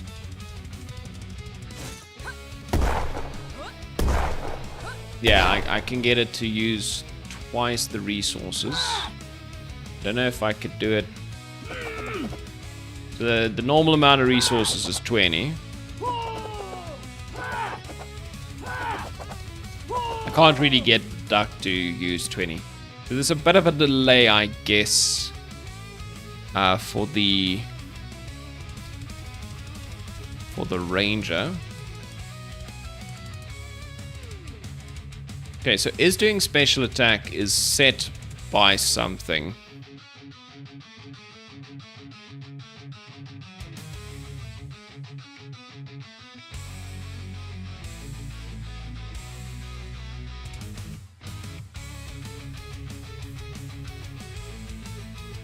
Okay, we're checking so we can't attack again while this is happening. Okay, that's fine. Night special attack. Okay, that's for the movement stuff that we need to do. Special attack start. Warrior character animation event.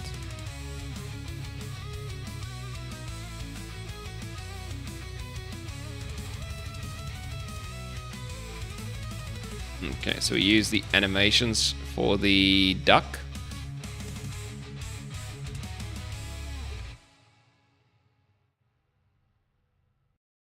And for the wizard,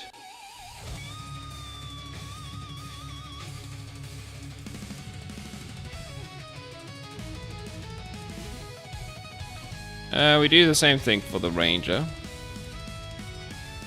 So special attack start, we just make sure we set and unset. Maybe there's a little bit of a delay on the animation, which doesn't allow...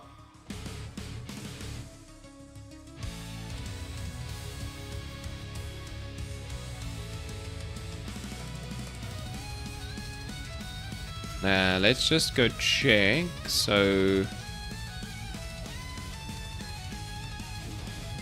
I think it's this one. Yeah, so let's just put it right at the start. So it seems like it didn't start at the start. Okay. Okay, let's check the ninja just as a precaution. No, we can start it on the first frame. I think that's fine.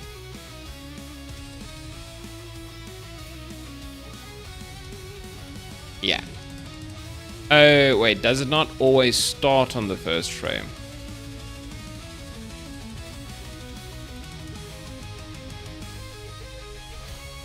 It should, though.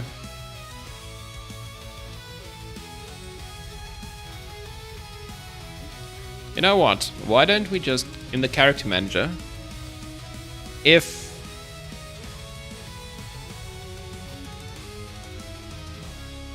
we set the trigger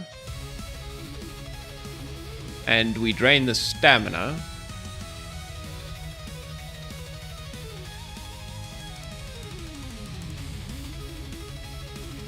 we should let the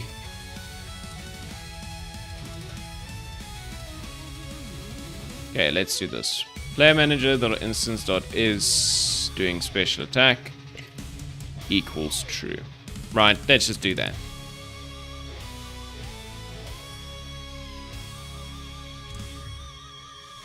Right, and we can do the same thing here. So if all of this happened, let's just set it true over there. And then we know that it can't be set true. Well, there's no chance that I can get a second game input event fired before. Yeah.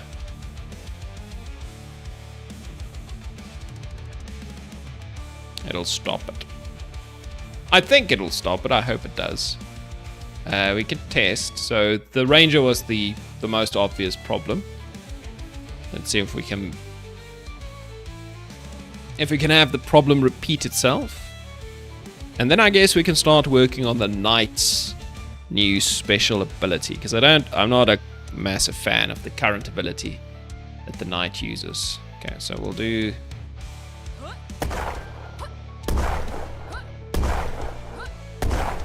okay, I know I'm not getting it to spin more than it should. Okay, great stuff.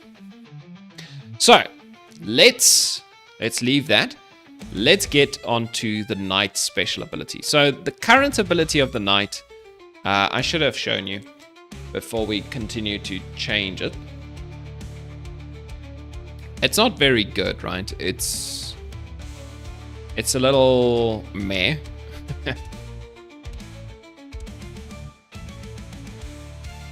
Spent a lot of time on the effect though, but anyway. Yes, like this thing is chugging. Yeah, I also don't know why. What is it complaining about there? But anyway, so that's the current ability.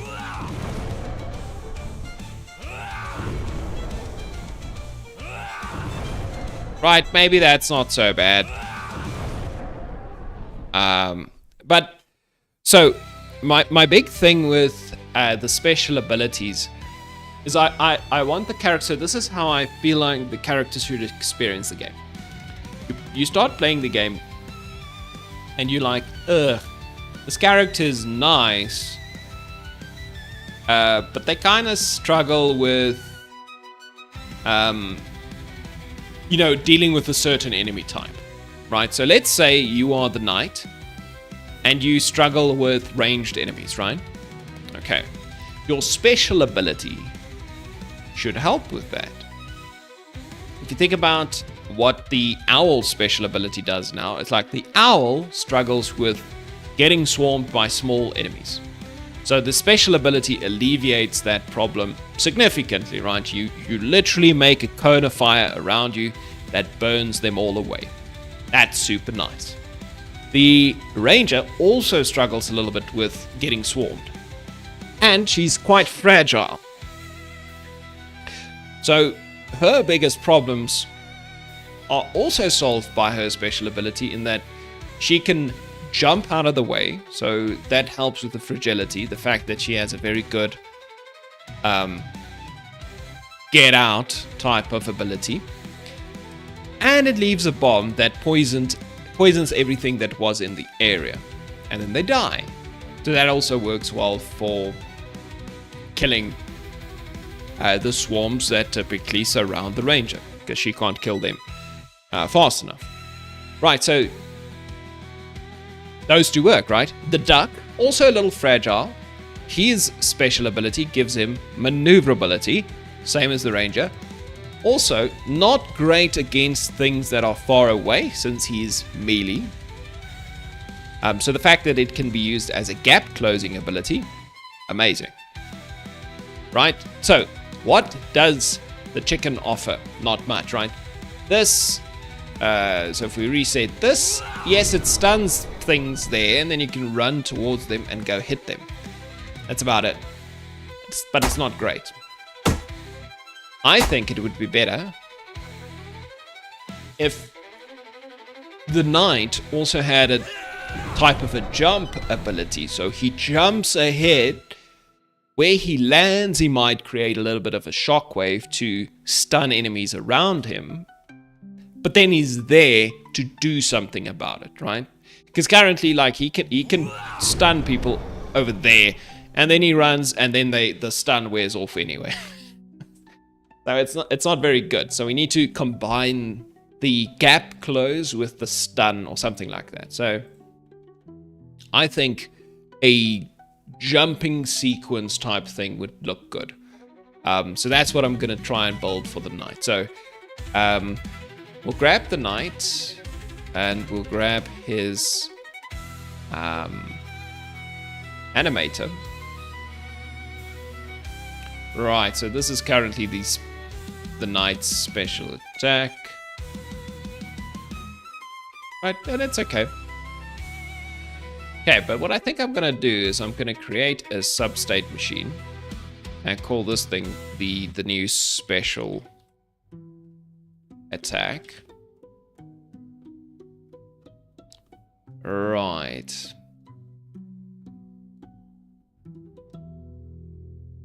Okay, and the idea would be that we go into this and do a bunch of things. Now, so I want him to jump and hit the ground. So I think the knight already has that kind of ability.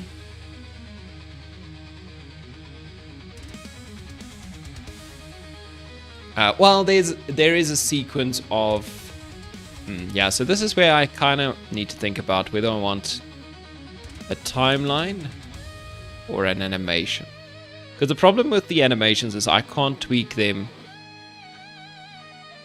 in the scene, so lacquer. It's a little bit annoying, actually.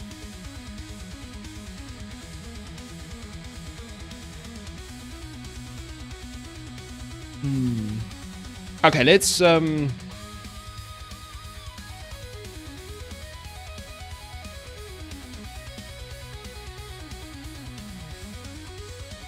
let's just go grab the animations first, then I'll worry about that. Okay, so we want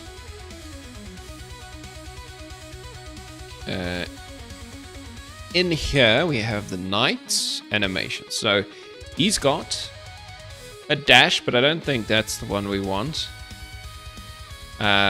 He's got jump attack. Jump attack 1.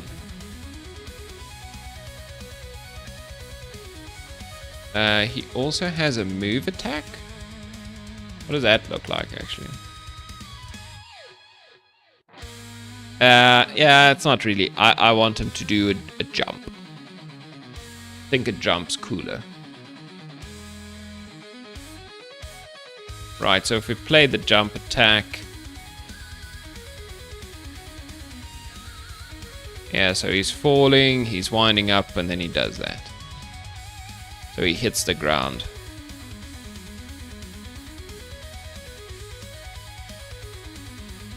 Okay, so we need the jump and the jump attack, so let's just copy those and go to our animations.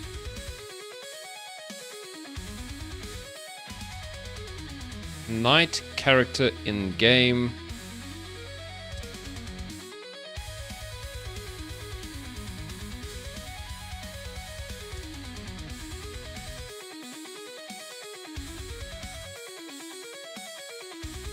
Paste them over there,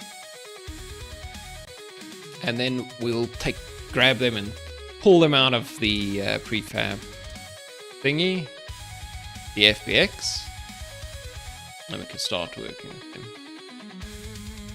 and see what we can get. I kind of want to use the timeline because that'll give me... there's so many ways we could do this. We could do it with feel as well, I believe. I'm not sure though. Okay, so jump. Okay, so that's just a jump. And this is just a land. We could honestly just do a land.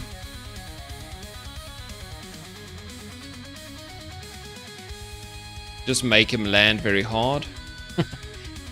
Yeah, maybe not. Let's do all of those. Duplicate them out.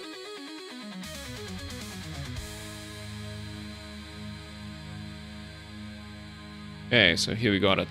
So we can put them all in here, I guess. So jump attack hits. Yeah, we don't actually need land right now. But we have it here if we want to use it. So we can get rid of those duplicates.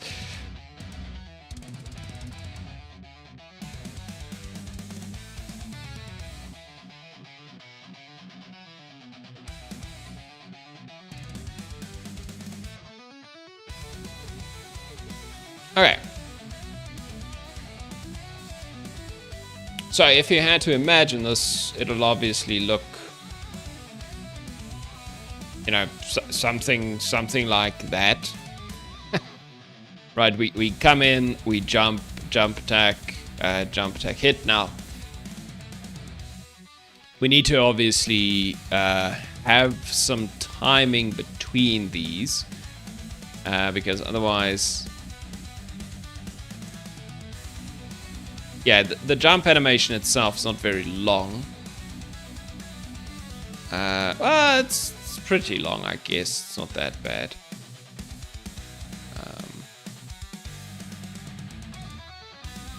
Yeah, I mean, we could squeeze this thing a little bit like that.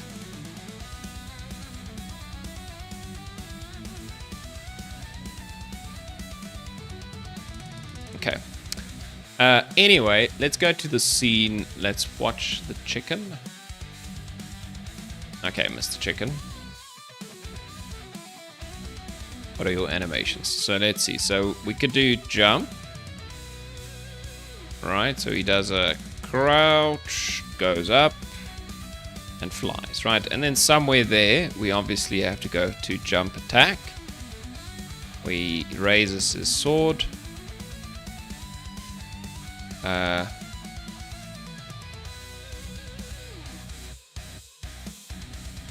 Starts to swing it down, and then finally swings and lands, right? Okay. So that seems okay. Okay, so what I want to try something with the timeline.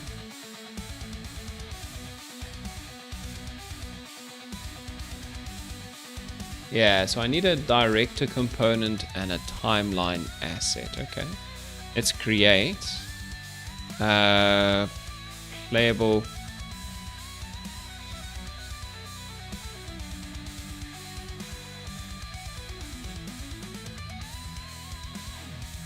Okay, chicken night dot timeline. Let's just save that for now. So we have our playable director with our game time. That's okay. Play on awake. No wrap mode. Initial time. Bindings. Don't even know what these are. I haven't really worked with the playable director too much, but what I do know is we can add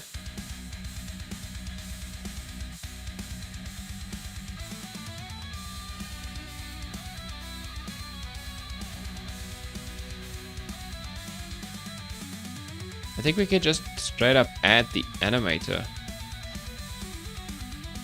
Yeah.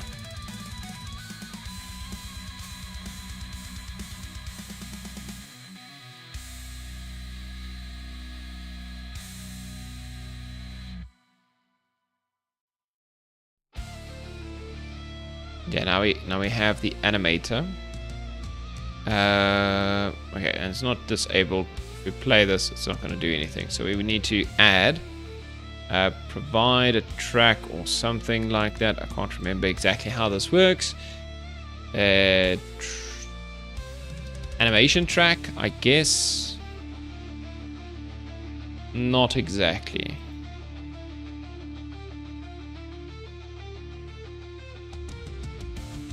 Alright, let's go back and look at the crocodile. I did this with the crocodile. And I can't remember what I did. Mr. Crocodile, where are you? Here he is. Okay, so we have the crocodile.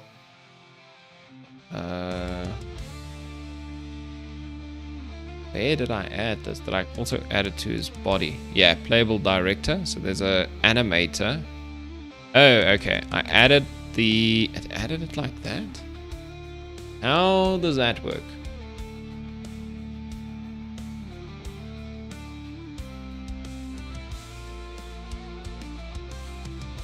Oh, add from animation clip. Okay. That makes sense. Right. Can I just click and drag the animation clip though? Apparently I can. Okay, that's good. So, yeah, so this is kind of what I like about this, because I can now, I have the animation.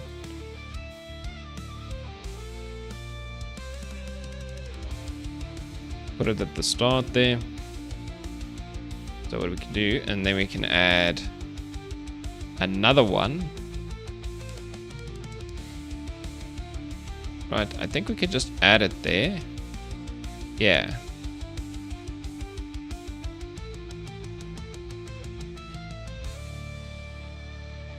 We can delete that one. Now, if we play the whole thing, yeah, we can see the whole animation. It's a little bit weird. What happens if I do something like that? Do they kind of overlap? Okay.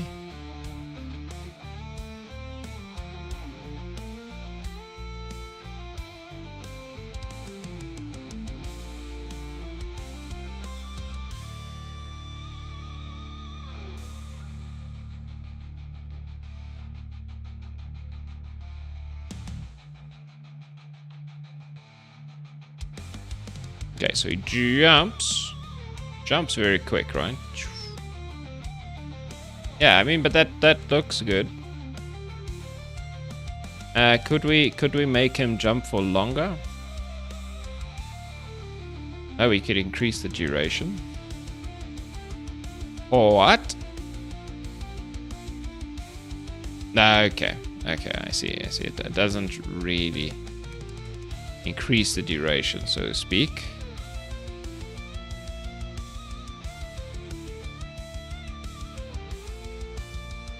Okay, so some of these we definitely need to be... Okay, so if we take this one... Okay, here we can see the amount of frames, start, end. Okay, if we make the speed, blend curves...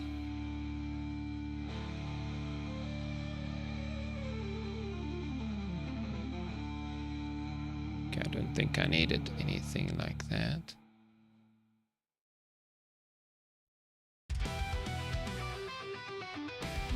Okay, so this is okay. Okay, so it is 0.5 seconds, right? Yeah, it's very short.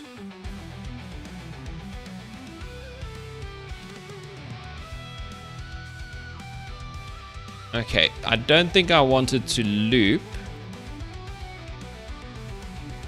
Yeah, no.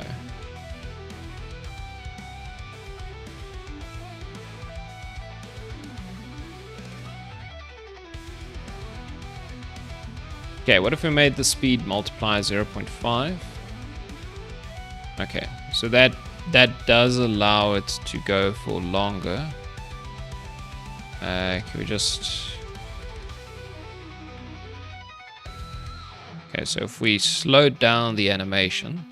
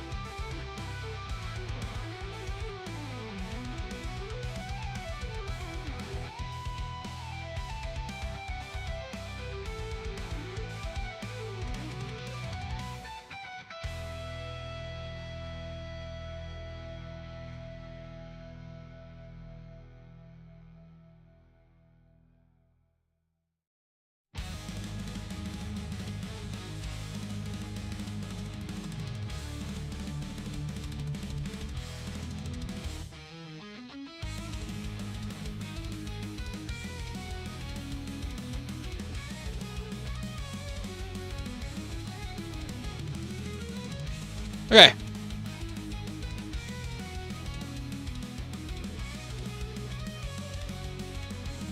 So this is kind of complicated, right?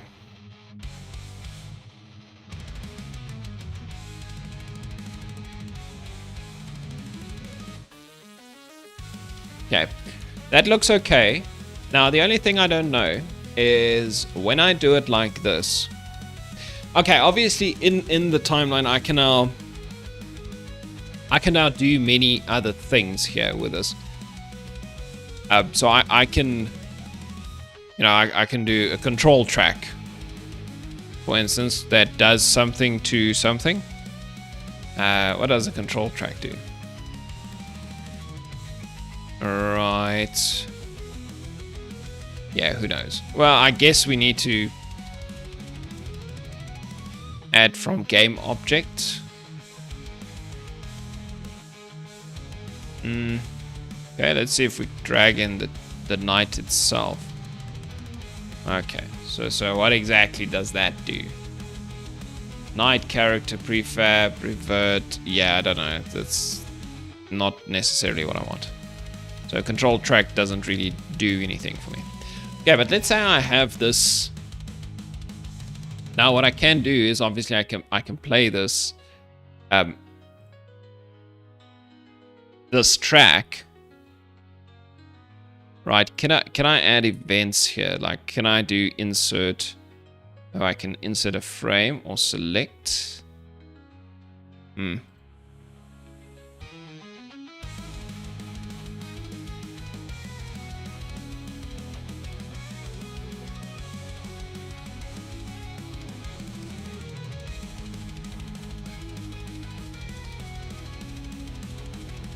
Oh, interesting. So when I play this, do I still get the same? Interesting. So I'm just thinking. I'm thinking out loud. I'm discovering things here. This is the first time I'm playing with this. But does this mean that I can still have the animations have events? Right, so I can grab this one and I can say edit an animation window, and I can change, whatever I need to change here still. So I can delete these, let's say, and I can be like edit an animation window. Okay.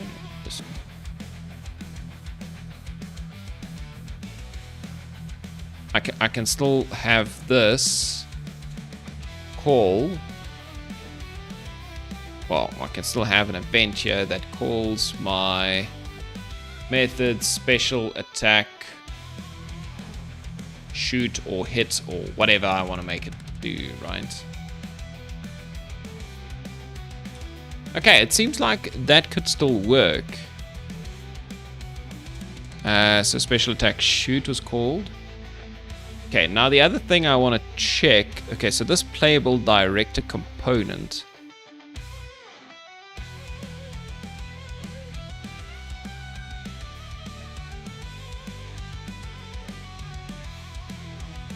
I don't know what that means. Okay, so I can obviously do this with the animation controller. The timeline does make it kind of nice to visualize it.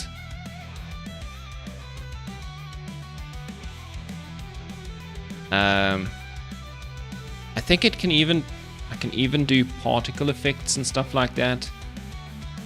We can add signal tracks here. A signal receiver. What would a signal receiver be? Okay.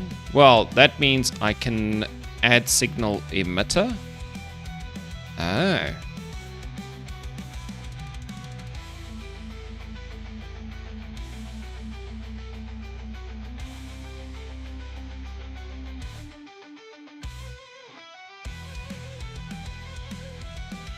Very interesting.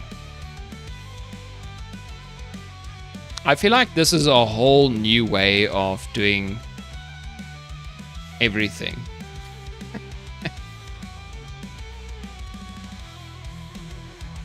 Right? It's like it's a completely different way of managing animations and cutscenes and stuff like that. Now, I don't think it almost feels like you can do the same stuff you could normally do. Like, it's not changing anything necessarily. It's not adding new things, but it is adding a new way of doing some of the things we could have done previously. That's at least how I think about it.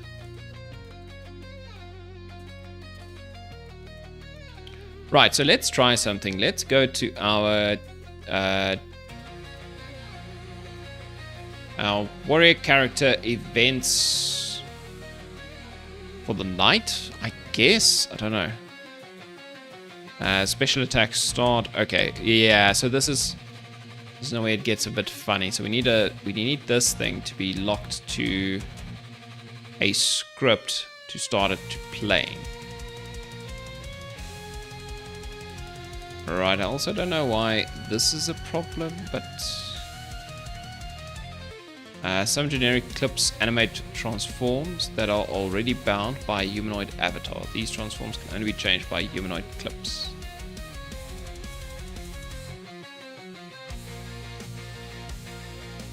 Okay, what clips are not humanoid? It could be my new clips that I added just now. Let's go see. It'd be kind of weird if that is the case, because I'm pretty sure they should be. So let's see, jump. Yeah, there's not even any.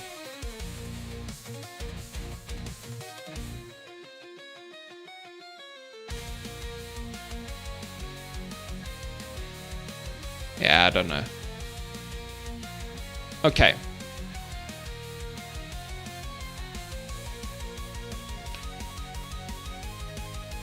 So I want to trigger this thing to play.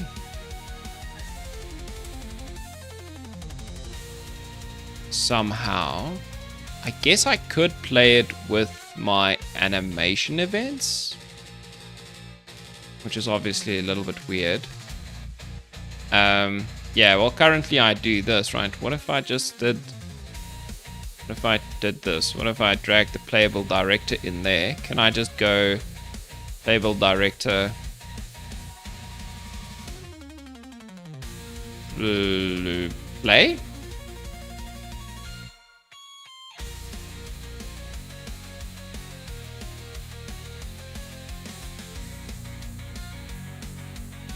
Okay, on special attack, shoot, we're gonna play it, right? And that's gonna have... Okay, so this is not gonna work well.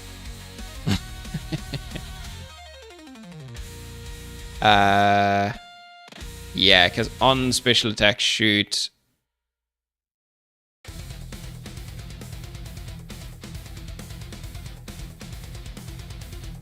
You know what, let's go here. Let's open the character animator. I'm gonna try something. So obviously we got this one. So I'm gonna do a Unity event, right? Inside my... And it's gonna be on special attack. Right, just gonna make a Unity event like that. And then over here where I set my special attack trigger, I'm also gonna do on special attack dot invoke. Right, just gonna do that real quick. Now it'll invoke it and do nothing for most characters, right? But what this will allow me to do is I can grab it in there instead and see if I can make it play like that. And then I can use that player instead. I have no idea how this is going to work. This is all just me fiddling with stuff now.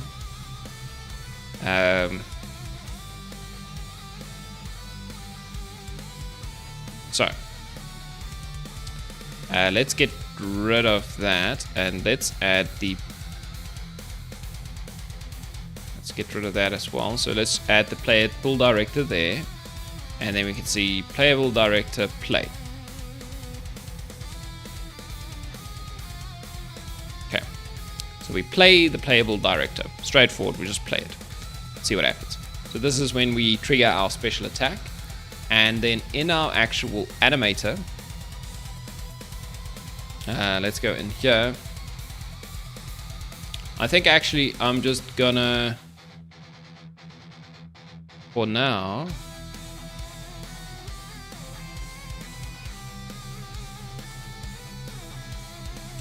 I'm just gonna get rid of this transition. Right? So we can't get into special attack anymore.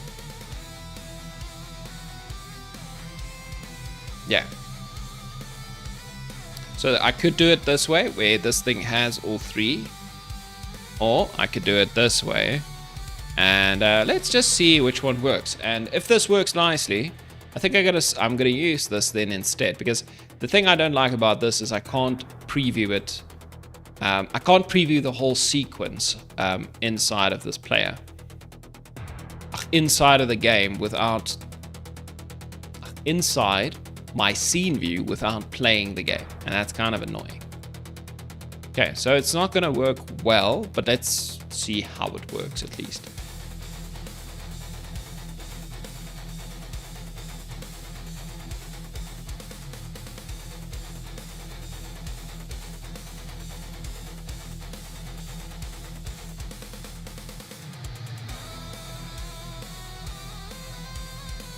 Wow, 11 frames per second there at the start. Don't know why it's... Okay, so let's suppose we want to... Oh, that's interesting. Okay, so for some reason we don't then get control back.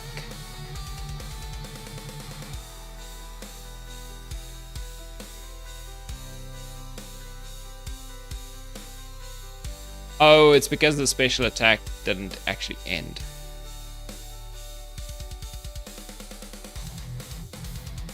Okay, but that did work. And we made a thing appear at the end. Okay, I just need to do then a couple of things. Okay, let's just close those. Go back into the night character.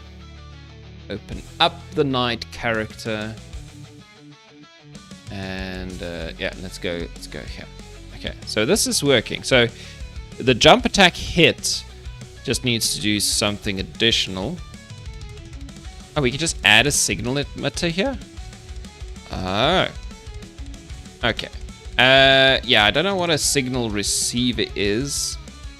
I also don't have signal assets.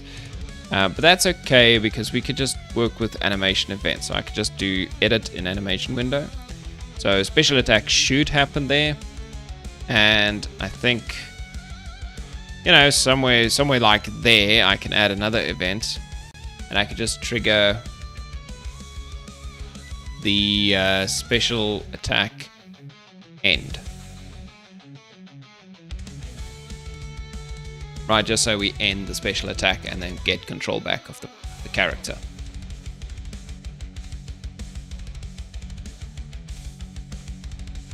Right. Yeah, I think that was the only problem with that. So we could just test it again. But I do believe this is going to work. Yeah, I didn't end the special attack, so it doesn't give me back control of the character, essentially.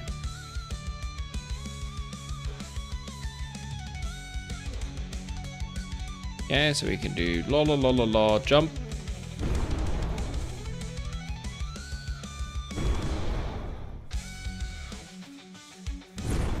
It's like the jump is too fast.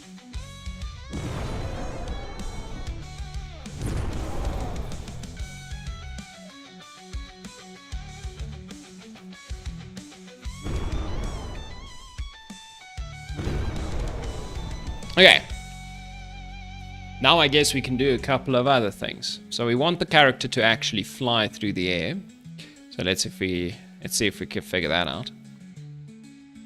Okay, so this is gonna be, I think I'm gonna be able to steal a little bit from the ranger. So essentially we want special attack movement. Currently it doesn't do anything, right? And if we look at the ranger special attack, if I can find it. Hey! This guy. How's it going, man? Thanks for the sub. It's been quiet today. Okay, I didn't have it open. Not too bad. No, it's good. It's good.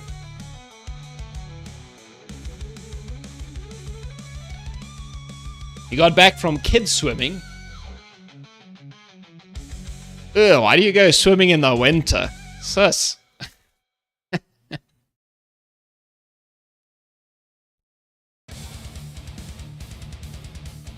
No, you just watch them swim in the winter. Yeah, no, that's...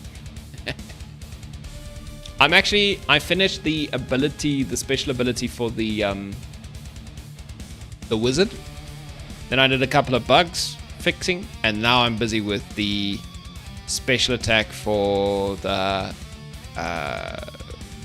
other guy. What's his name? The chicken. Yeah. I'll show you now. I just want to try something here quickly. So I can take this, paste it over here, move direction. I want him to jump forward, so just get rid of the negative there. Let's see. Oh, we need the root pelvis position and the walkable layer mask quickly. Okay, let's just get those, and then I can show you. Okay, so layer mask,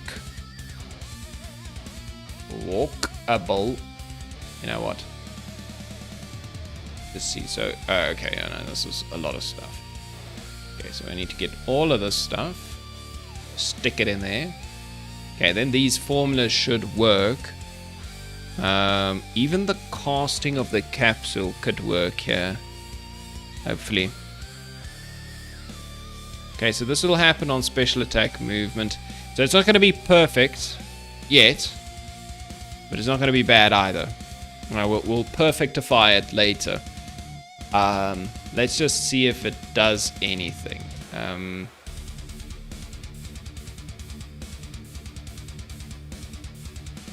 don't know what that is for. We do transform, position Y, plus 1 point F, plus root. Oh, this is that weird... okay. I know what that is. That's the dumb scaling problems I have with my models. Okay, so let's just give it a root pelvis at least, so this works, hopefully. And let it recompile. And then we can show off all the abilities.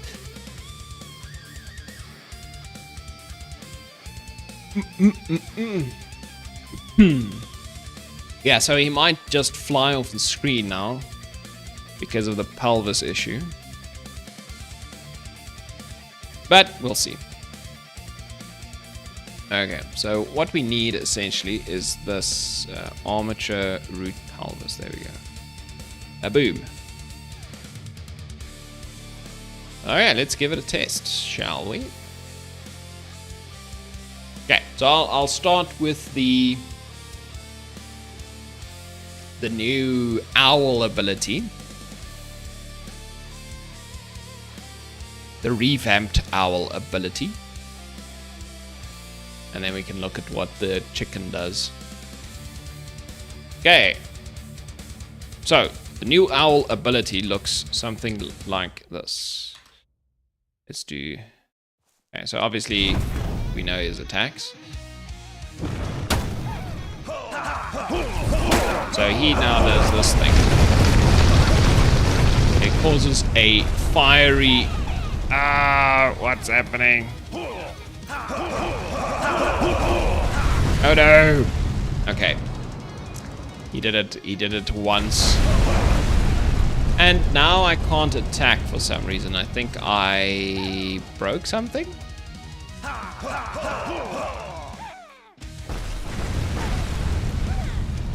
Very interesting.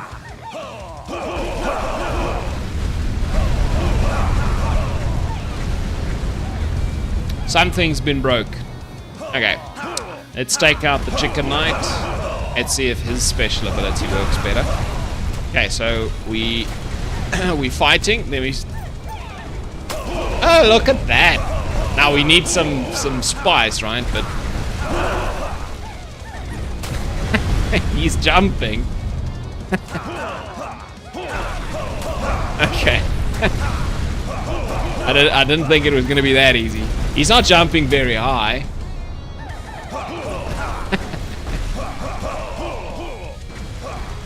Okay, cool. I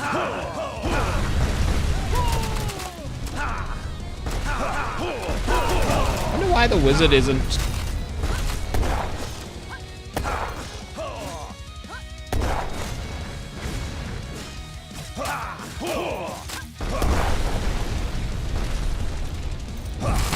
So obviously the way. Oh no, now he's attacking. I don't understand. Okay, yeah, so something breaks after he does his ability once. Because it doesn't allow me to use the ability again.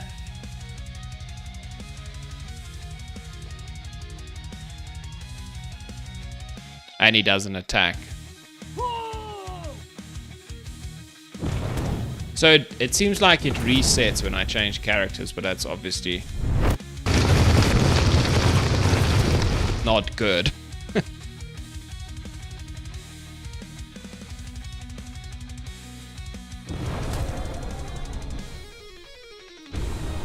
Okay, so he's definitely flying way too far.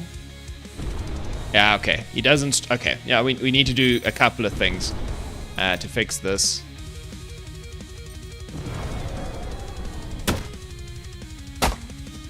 Okay, but we're getting there. We're getting there. Okay, so he needs to go higher, definitely. So I think let's go see what the differences are in scale. So we got this at 1.7. Then the armature is at a scale of 100. Okay. And the pelvis is at a scale at 1. So this is probably the problem. It's the scale of 100. So we need to change that multiplier to 100. So check the ranger quickly. So this armature, it's 11.36. So that is exactly, okay. This is a weird scaling thing that we've done here. So we need to scale it by 100 to get the height to look, somewhat reasonable here.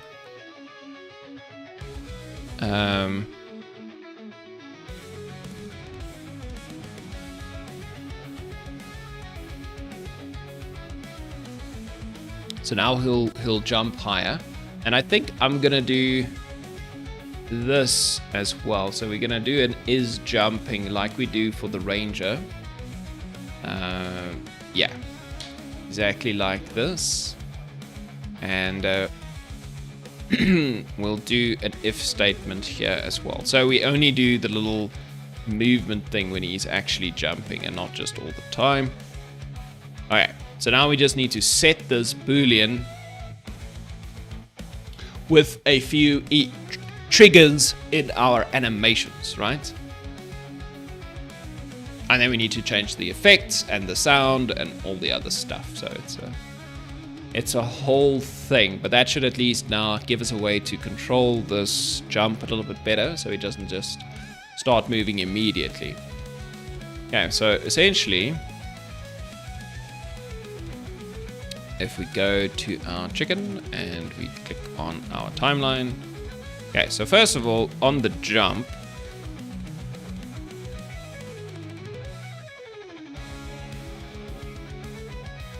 let's just make him active, otherwise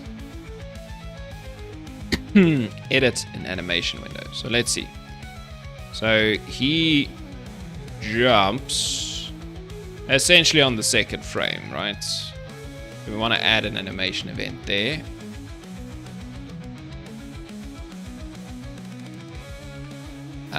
Okay, we're gonna have to add the animation event, but we need to go change the script to get the event. Yeah, so we basically want this, right? A land potentially and a jump. Actually, how does the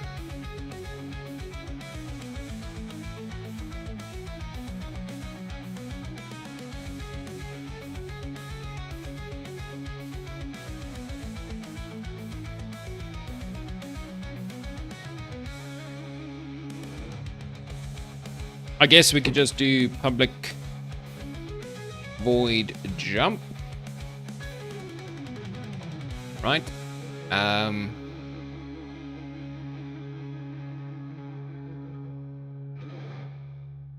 this can just be an on jump. Yeah.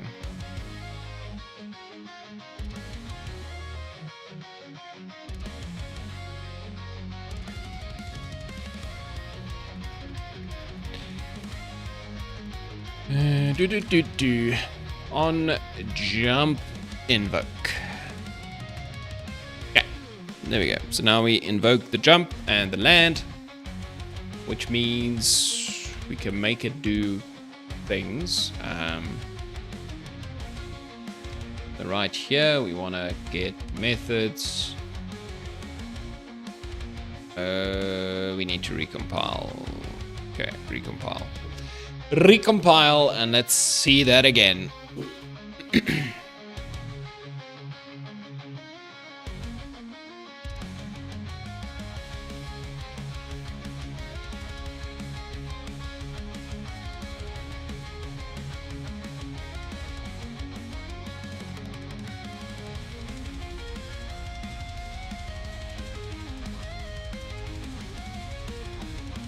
Okay.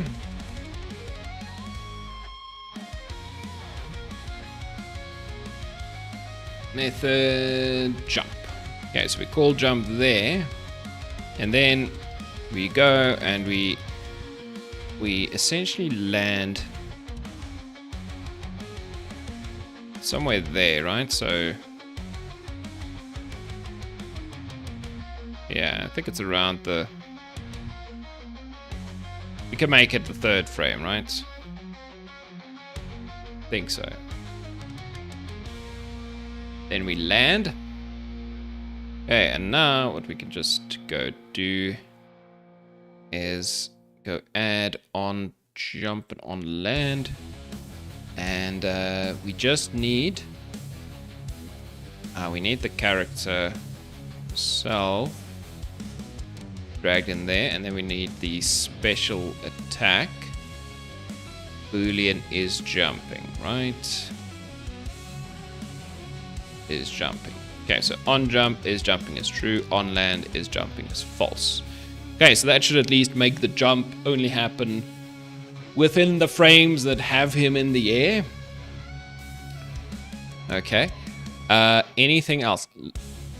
Let's just go see this jump movement. So move directions forward.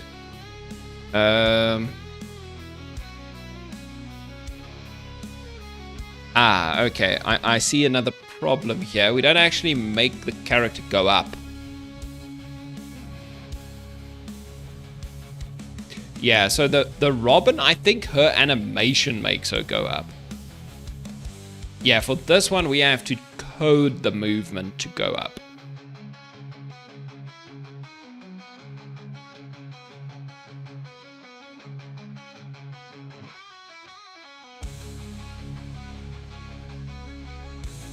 Yeah, so the root pelvis position needs to be changed. The Y position specifically, we need to have it arc in a paraboloid.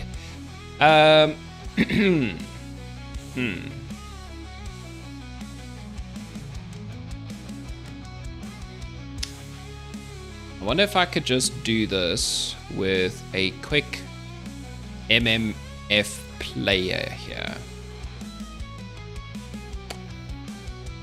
Good old feel. I guess I could. Let's go float controller. I just want to see what a float controller can do for me. So as far as I know, a float controller can change something. Right. Now what we could do is we could grab our special attack. Right. I don't know if I should be doing so much on this game object over here. Okay, but let's just work with this quickly. Okay, so the attribute we want to do. No, we don't want character data. No, definitely not. We want the character, but not the character data. Ugh.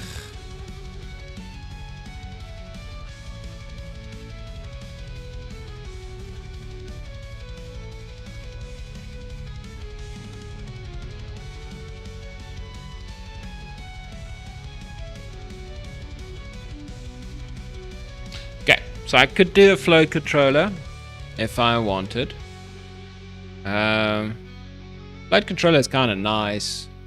So I could just make a little curve the way I wanted.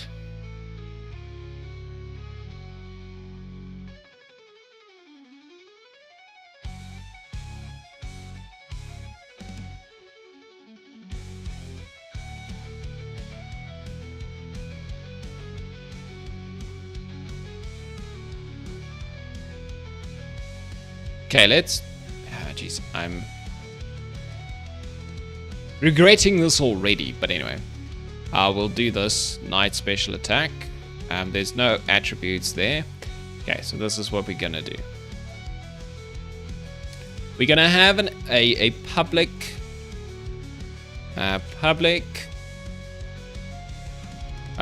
float Y position, right? That's what we're gonna do, and then when we jump, we're gonna continuously change. Okay, we need to be careful here. Our root pelvis dot Y.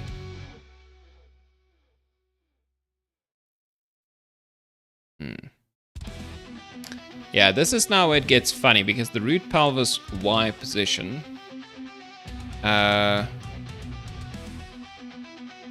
is at -31, but it's also scaled by a weird ass number.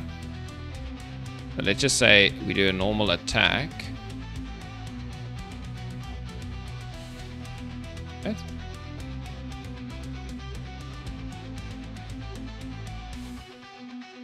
Okay, so just in that stance, if we go to our root pelvis, scale position is at 0. Okay, that's okay. So it's mostly at 0, And obviously, if we change, oh jeez, don't even know what I just did.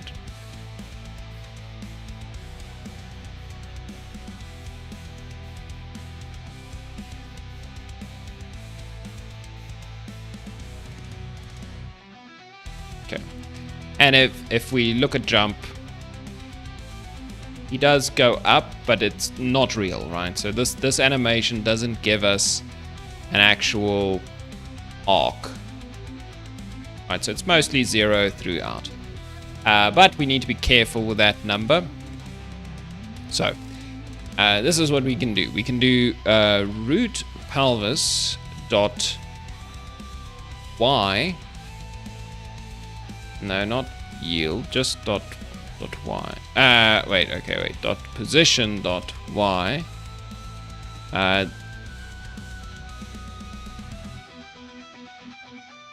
Equals Y position over 100, let's say. Right, I don't know if that's gonna work. It's already... No, I cannot modify. It is not a variable. Okay. So var pelvis y equals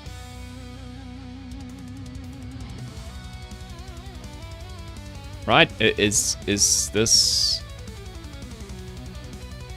pelvis position, and then we can do pelvis position dot y. Whoops.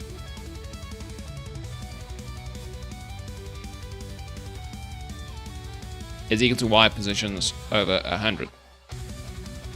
I hope so. Okay, so that's what we do when we jump. Okay. Now a few other things. We'll also have this thing potentially manage the float. Yeah, let's just see. So the attribute, okay, we need to recompile this so we can target the attribute.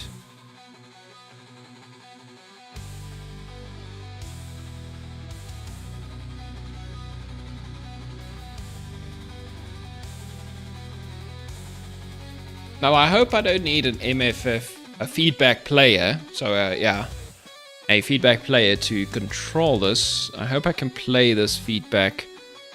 Okay, so the Y position, ping pong, whatever, that's not the problem. Animation curve, you see, this is where it gets interesting. So I can now make a curve here to tell it how exactly I want the chicken to fly through the air. So I could say that the chicken does something like this, right? So he jumps up, he hovers, right, as a good chicken does, for a little bit, and then, you know, let's say he hovers a little bit longer, and then he comes crashing down, right? So we just do edit key 0 at 1. Right, just as an example, this is not necessarily how this is going to go.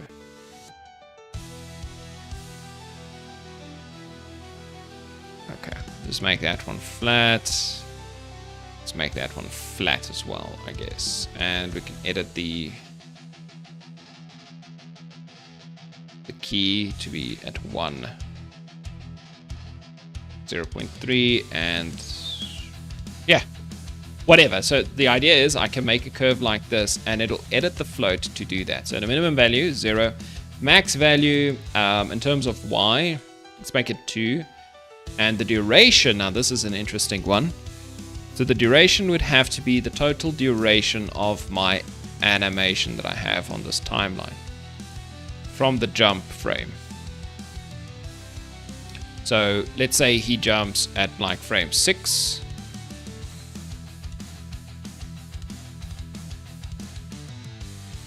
Right, so he jumps at frame 6 and then he lands at 76. So it's 70 frames.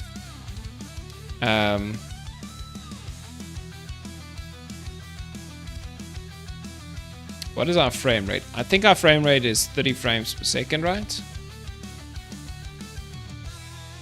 I think so.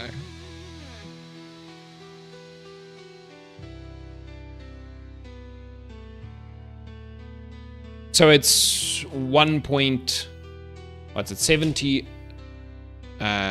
frames over 30 frames per second, right? There's 2.33 seconds. Is that right?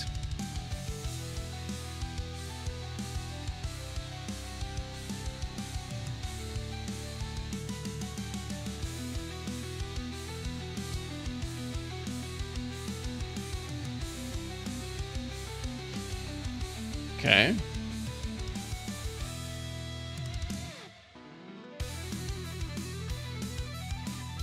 .33.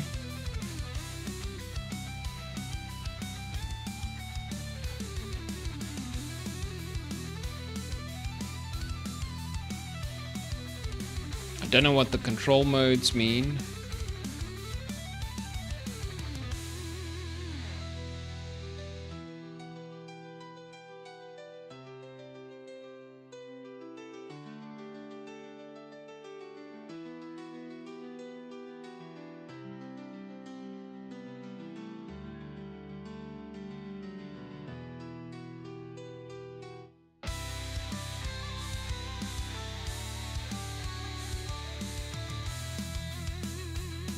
Okay, I wonder if we can grab the float controller. Right, private float. So it's going to be MMF underscore float controller, right? Let's just call it the float controller. Okay, and I guess when we do this the first time, okay, this is now kind of also where it gets a bit weird because we just want to play it once.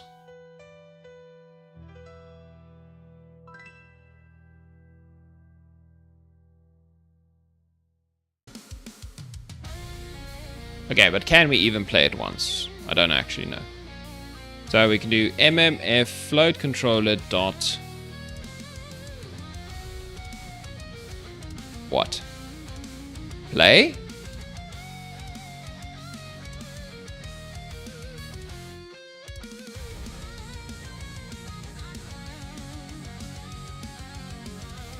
No arguments. I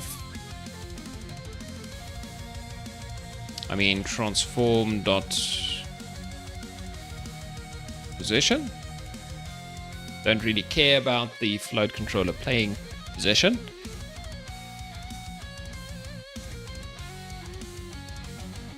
Okay, we could do if. I don't know if we can. If not is playing.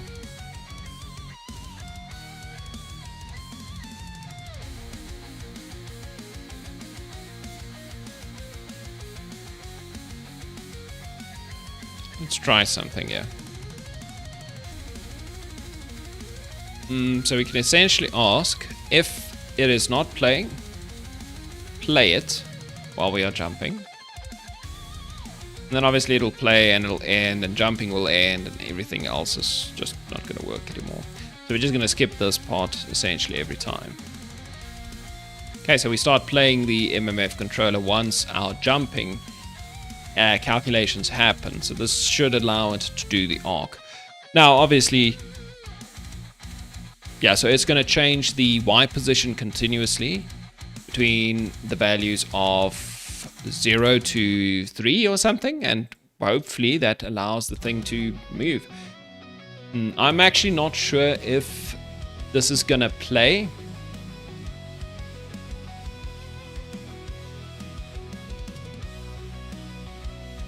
But it's only one way to find out.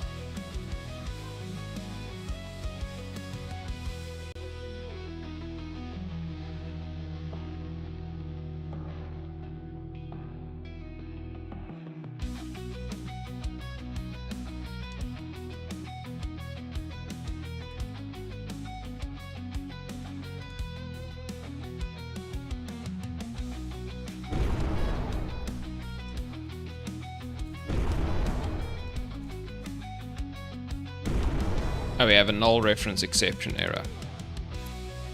I understand. And I think I know where it is. Yes, I never plugged in my MMF float controller thingy.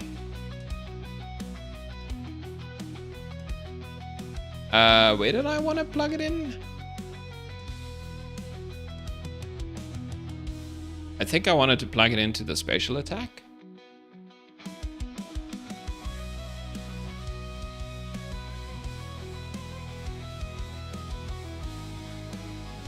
I think so.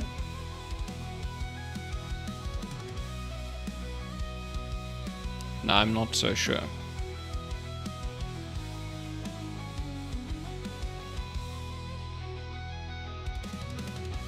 Yeah, I totally serialize field private MMF float controller.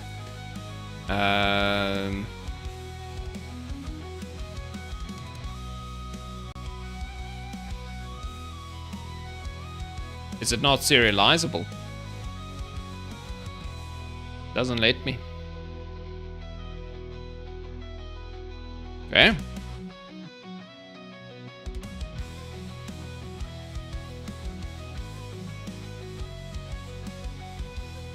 Let's just get the object then. And a good old start.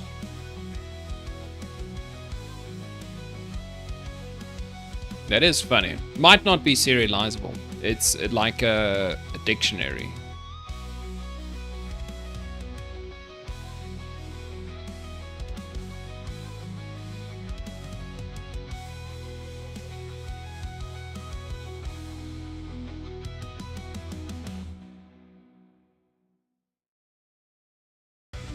I don't know if this is gonna work. Maybe I need a MMF player to get the float controller to do what I want. But let's try it this way. If it works, I'll be happy. If it doesn't, I'll add a MMF thingy. Ah, doesn't work. Okay, that's fine. So we need MMF. We need a feedback player, right? So we need to go more mountains, feedbacks, player. And we add a feedback float controller.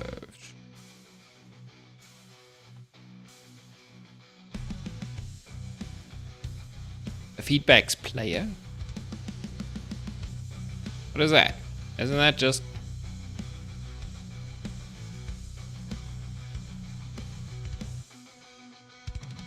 Isn't this a feedback player?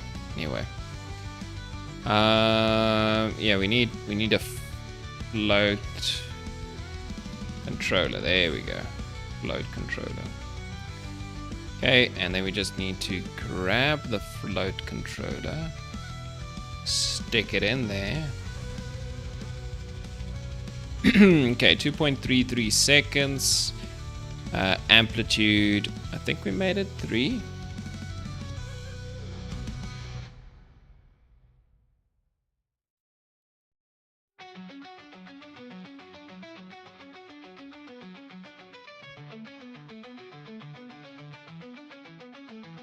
Okay, 2.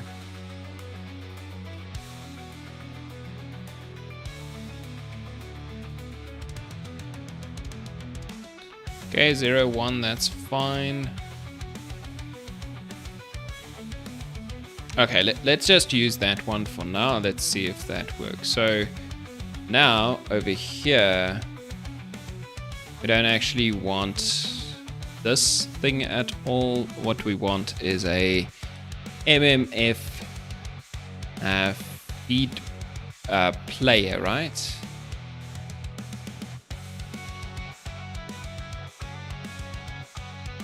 Yeah.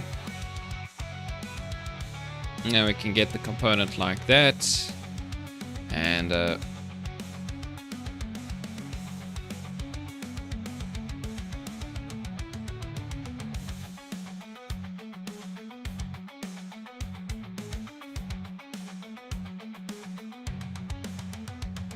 okay, we just need to do play feedbacks, right?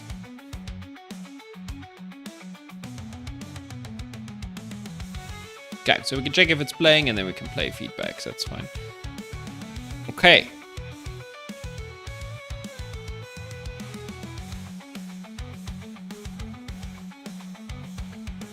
That should be it, I hope.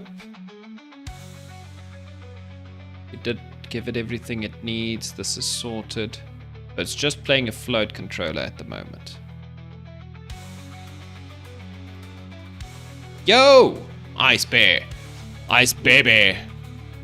Okay, I must say I'm not happy with the amount of components that I've been adding to all my character. Ah, oh, damn it. Am I not adding it? Ah, oh, for crying out loud. I've been not adding anything to the actual thing. Let's just apply them. That's more bad. Alright, let's try again. How have you been, Ice Bear?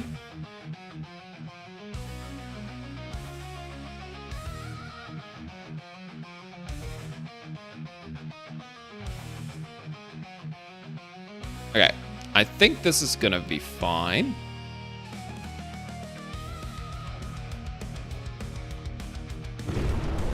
Okay. He's jumping again, but it's not doing much in terms of...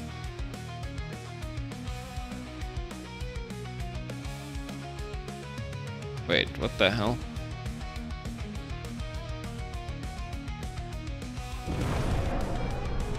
What is my Y position doing here?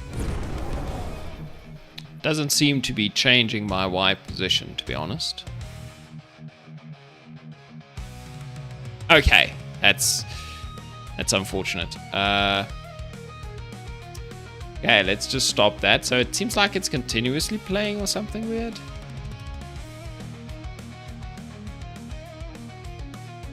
Oh, is it? Wait a minute. So it feels, I think the float controller actually did start playing. Okay. Let's make it driven, right? So it doesn't, yeah, it doesn't do... I think driven means... I think what it means is the MMF player decides what it should be doing. And this is what I think it should be doing.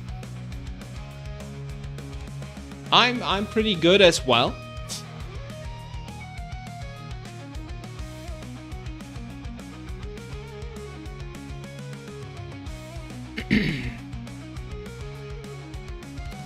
Okay, so now this should control the float, but it doesn't seem to do anything. It doesn't seem to actually change. So the float is changing, obviously, but it doesn't actually do much. Yeah, so maybe the Y position that we should be changing.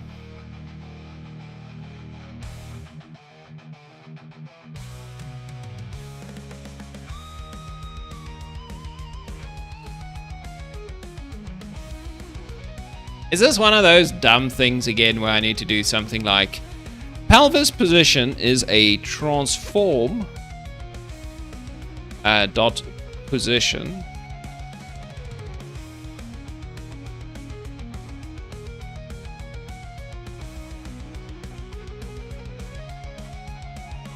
How did I do this? I did this yesterday with the... No, on Monday.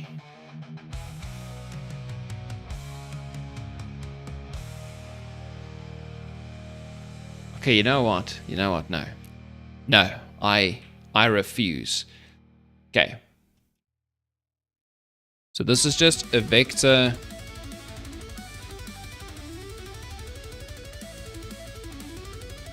Three, right? So do we need to make it a new...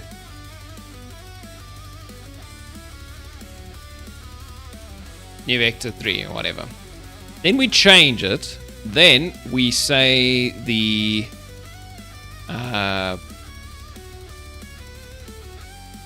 root pelvis dot position equals pelvis position. Is that...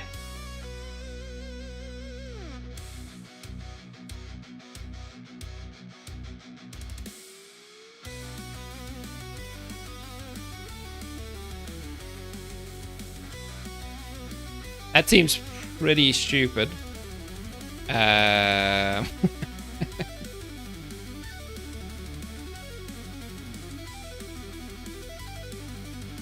jeez. Okay, wait. Can we just do pelvis position equals root pelvis? This isn't a reference type. Is this a reference type or a value type? Like, am I just changing the reference from the... Or is this now a copy? I never know. Is this a new thing or is it not? Who knows? Okay. But whatever. The pelvis wasn't moving up. At least it was moving forward, but that part is not a problem. Actually, you know what? I'm a dumbass. I should just be moving the player position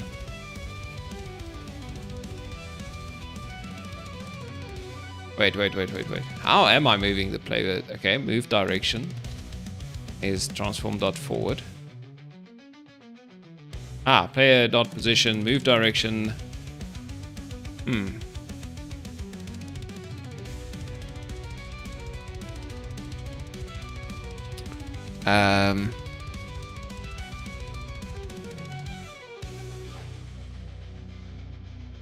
Wait, what if I just do this? Move direction dot y equals y position. Yeah, I might have just been a dumbass. Because if I'm moving already, and this is doing it with delta time, so we need not a y position, but a y.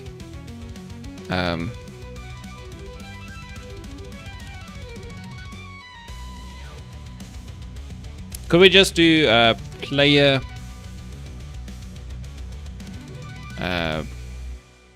position dot y equals y position? Okay, no.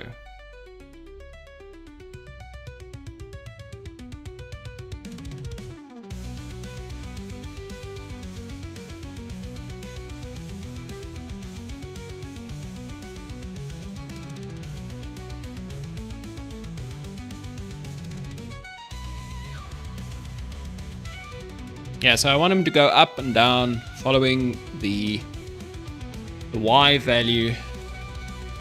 Such an annoying thing here.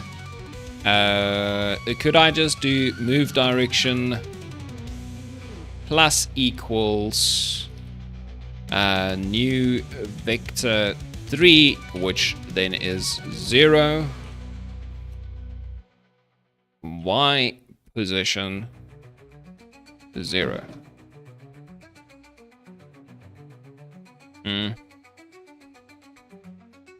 I don't think that's what I need to do. Yeah, I don't think that's what I need to do. I think I need to add this over here.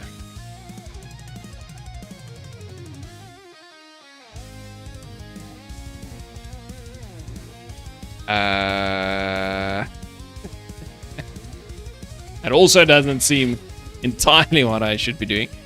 Player transform dot position plus equals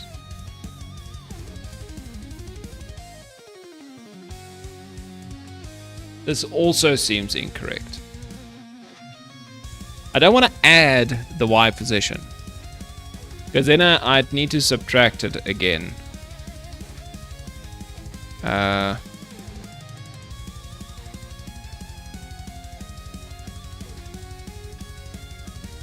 I just want to set the Y position.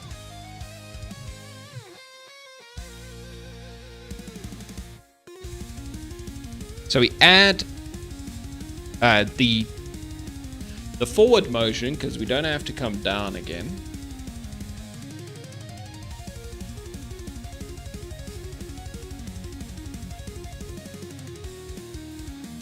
And I want to set the Y position of the player transform.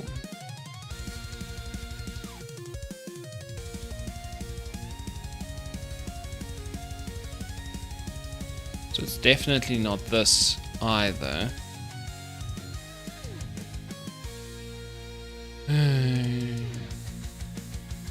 We could do root pelvis dot position. Well, let's see. Root pelvis dot position equals. I guess I could do a new vector 3 here.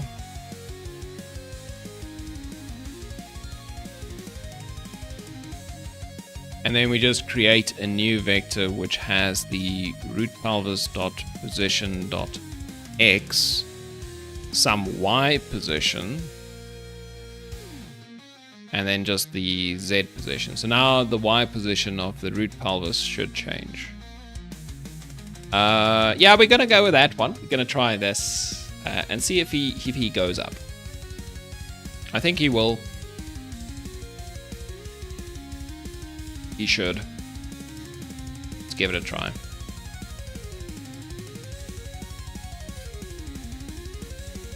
Yeah, exit prefab mode, that's fine.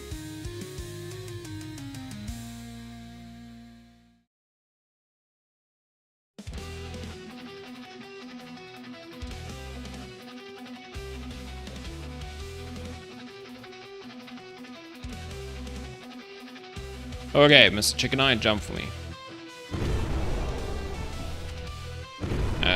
He's not really going any higher. Let's go see what my players and stuff are doing. Okay, so the Y position is 0 when I jump. Okay, it remains 0. That's dumb. Okay, so for some reason the float controller is now doing F all.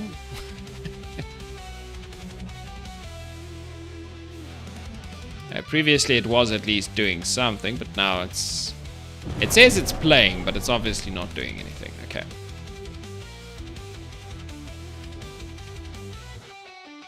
This is because I don't know how these float controller thingies work. So driven is not correct.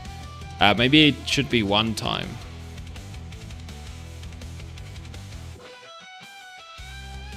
Yeah, it might be 1 time. Okay, let's try it on 1 time, see if that works.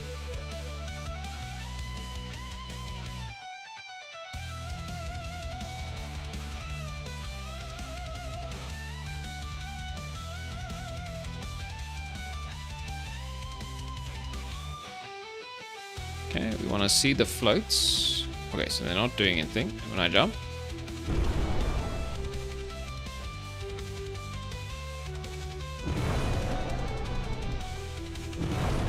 Okay, they seem to be doing something at least.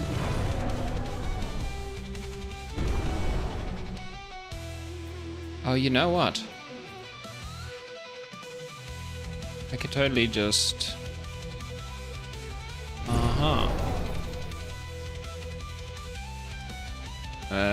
Let's go look at my character root transform. Okay, so this thing is not changing, right? No. Let's go look at my chicken armature root pelvis. Okay, so it's always doing something.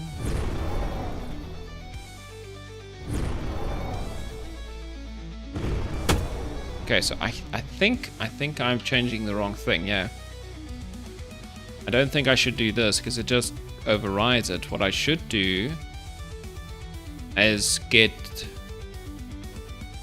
just transform dot position, and we should just let him fly like that. We could also just get the Y. No, we can't.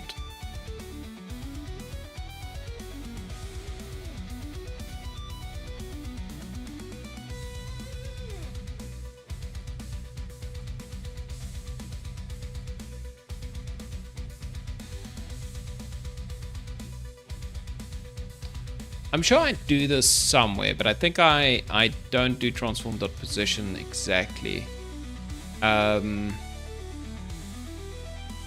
think that's in basic movement or something like that. Character movement or player movement or something like that. Let's go check it out quickly because it's a strange one. How did I get around that? Player movement, let's see. So I do movement direction and all that good stuff, X and Y, so I calculate all that. Transform dot position, okay. Yeah, okay, it seems like, okay, so I do calculate everything and then I set the position directly. I don't just set a specific section of the position, okay. That is okay, so that is then what I should be doing. Transform dot position equals a new vector that follows the Y position of our float controller, right? Okay, let's see if the float controller does what I want it to do. Okay, but that does make sense at least. I don't know if I should change it there or in the MMF player. I feel like it should be changing in the MMF player. So the duration here is 2.3, amplitude 2, 1 and 0. Okay, so the amplitude changes the... Well, it multiplies the curve, right? So the curve will go all the way up to 2.3 from. Okay, so that I understand that correctly. So I think let's give it a go. Let's see if this knight wants to go into the air.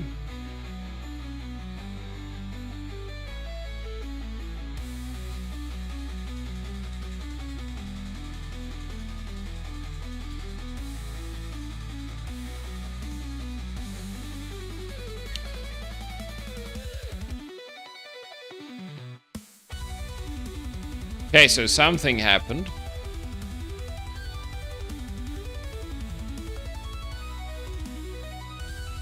Very interesting. Okay, let's just stop and play again. Okay, so it shot him into some weird place. Let's just, before we go too fast.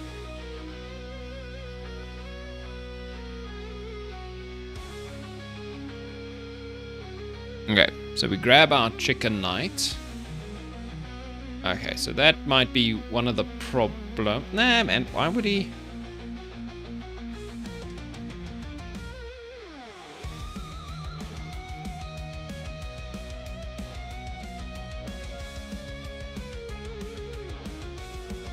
Okay, so let's see. So if I make my MMF player.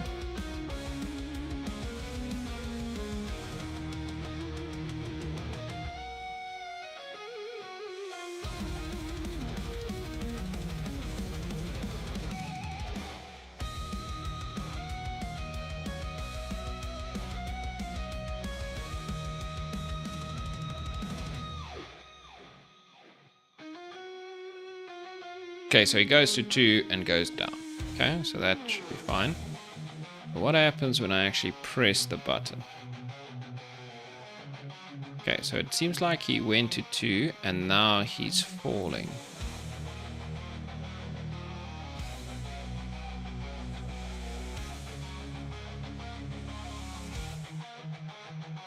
Okay, let's just put him back at like 1.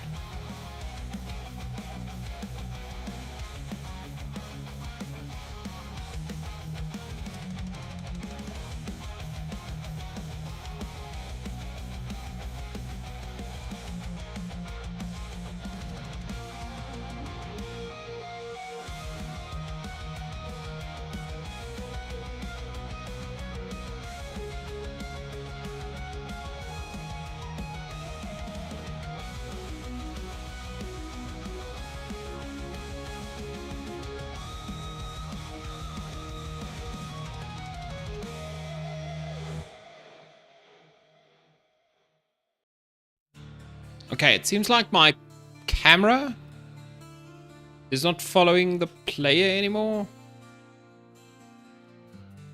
How exactly does that work?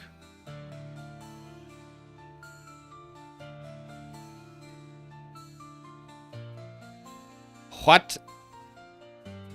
I don't understand that at all. Okay, my Cinemachine camera.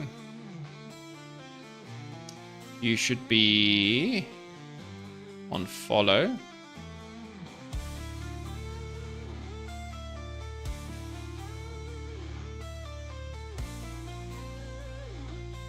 Where do I tell it what to follow? Oh yeah, tracking object.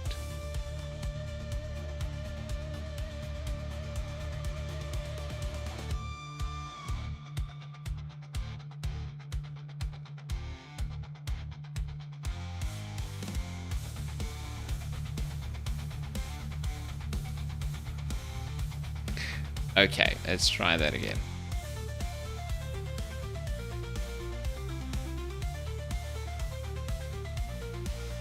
It is changing the character transform, but that's correct, isn't it? Ice Bear? Yeah, no, my coin performance issue is completely solved, yes. I mean, it still costs some amount of performance, but it's not nearly as terrible as it was.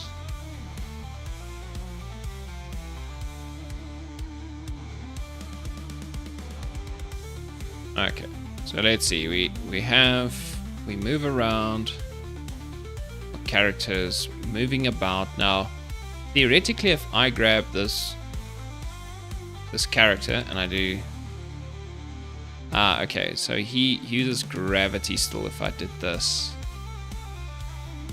Okay, that might be part of the problem.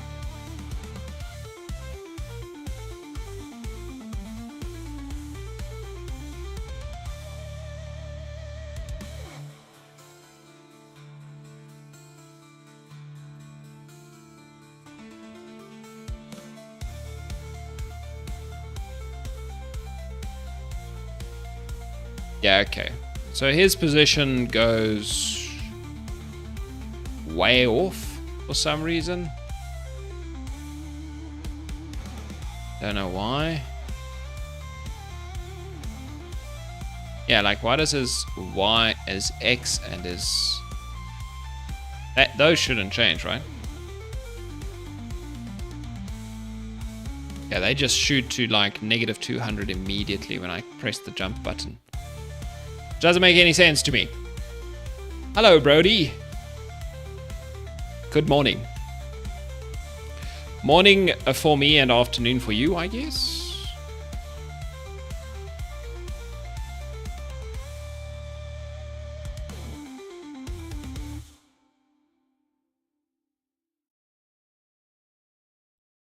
I don't know why this transform is doing that.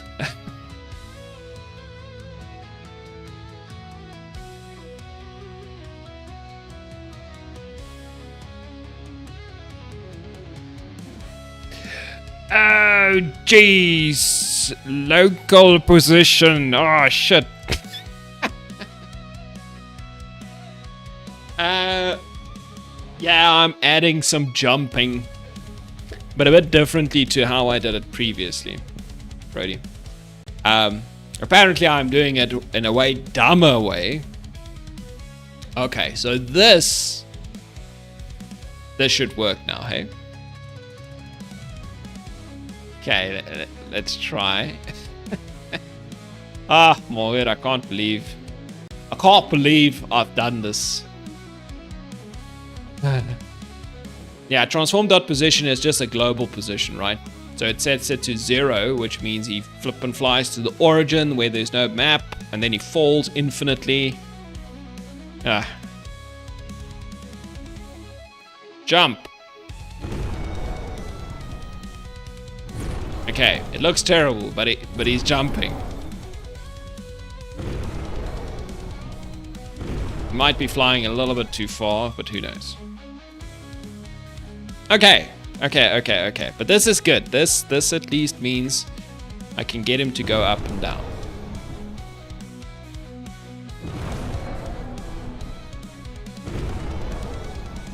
Sort of.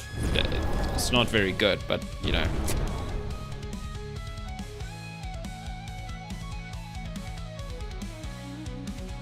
Yeah, I'm pretty sure there's a better way of doing this.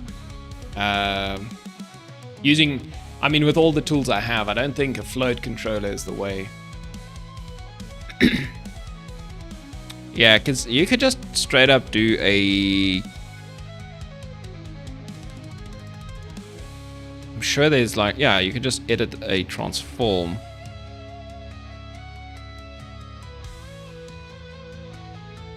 That might be way simpler.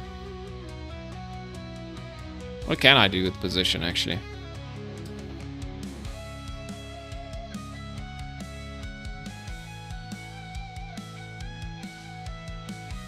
Oh.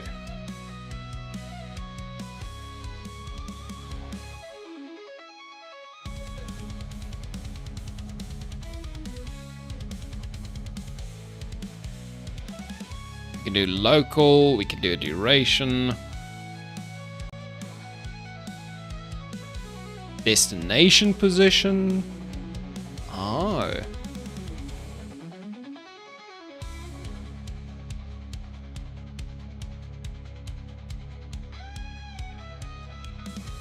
Yeah, this seems way better than using a float controller and then controlling it inside the code. If I play it, I could just do this instead. Okay, so let's see. I want the character itself. I don't know if that's the target. Yeah, let's try this. Movement mode, duration. Yeah, we could do a duration. Yeah, we can have a curve. So let's do a curve like this, maybe. And we can say super short, no additive plays. Relative position, yeah, why not? Don't know if that's really destination position. So we don't want him to go anywhere in the X or the Z or whatever. You know, let's do 5. Okay, the initial transform, if Z takes precedence over vector 3 above. Destination position transform. No, I think this is fine. So this is going to be interesting. So if we did this, we switch off the float controller, right? We're not going to use the float controller. Because if we could just do it in here, that's just better. Okay. Or at least I think it's better. We can even change this to go jump.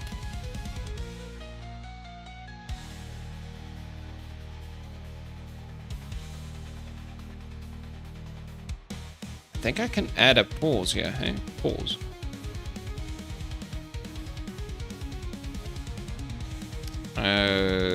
Let's see, if I do script driven. If this is true, you'll need to call the resume feedbacks method on the host player or pause to stop. I don't actually think I need that. If I remove the pause and I just change the feedback settings, I think I can play. Like I wanted to do one feedback at a time.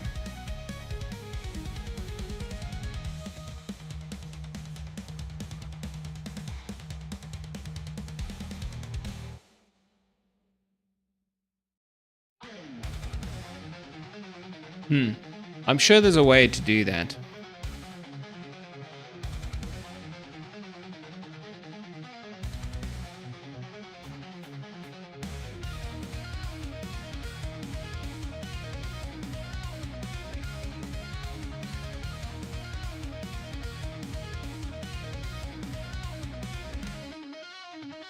Let's try something. So in my special attack, instead of saying MMF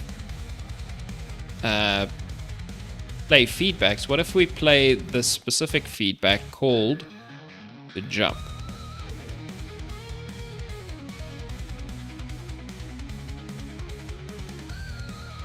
Okay, so this is not play.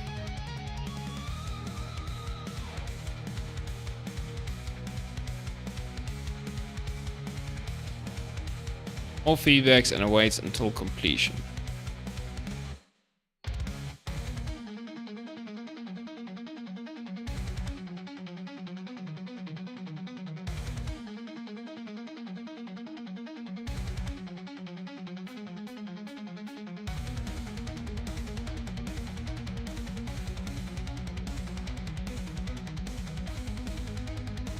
Okay. Can't really see.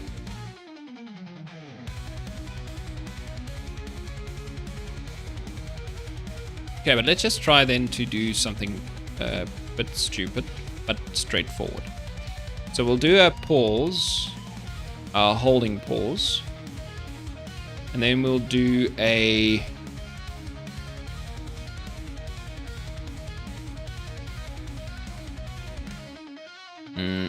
I think actually just another position thing, right? Yeah, let's see, position. Okay, we'll do exactly the same one.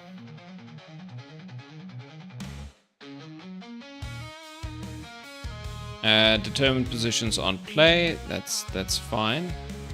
And then destination position 0, 0. 0.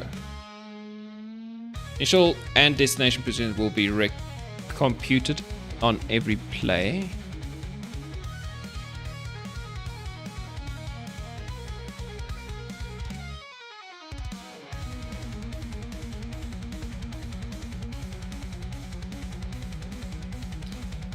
Okay, the animation curve, we want to do something. Actually, not sure. But we want to go from, let's say, from 5 to 0. If we just want to be dumb about it, right? Okay, and our holding pause, we could just give it a pause duration of...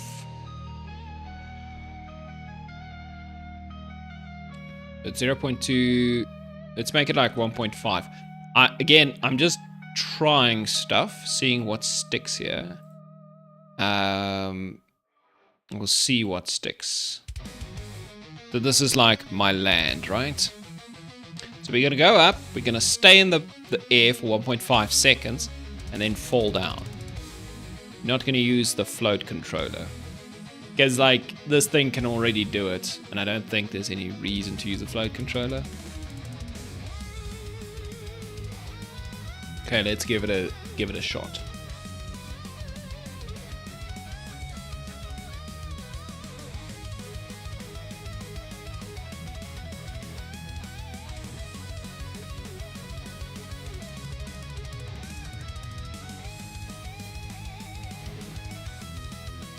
Ah, no. Stupid cursor problem. Let's try again.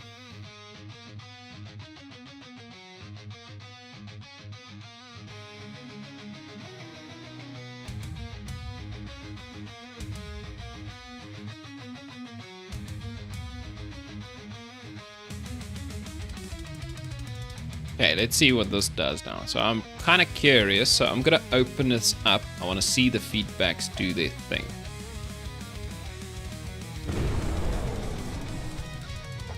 Oh, damn, okay.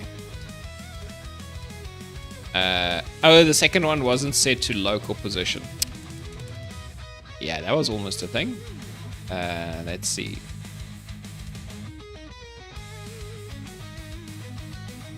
Land, we do night character local position. Thank you. My bad. Exit prefab mode. Let's try again.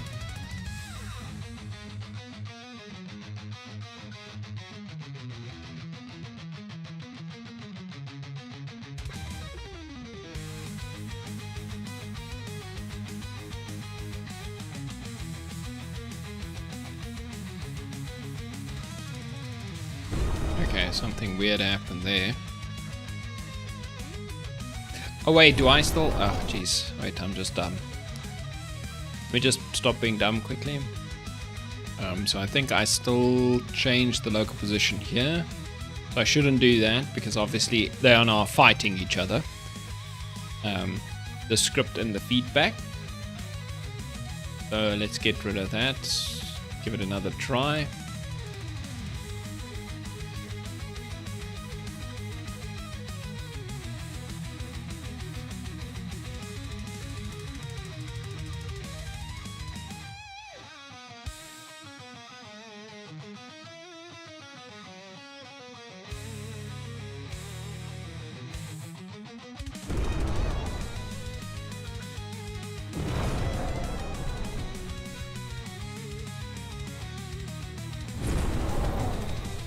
There's something weird happening, right?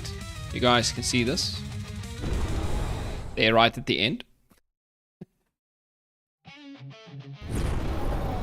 What? Yeah, what exactly is it trying to do there? So let's do a jump. Oh, I'm out of...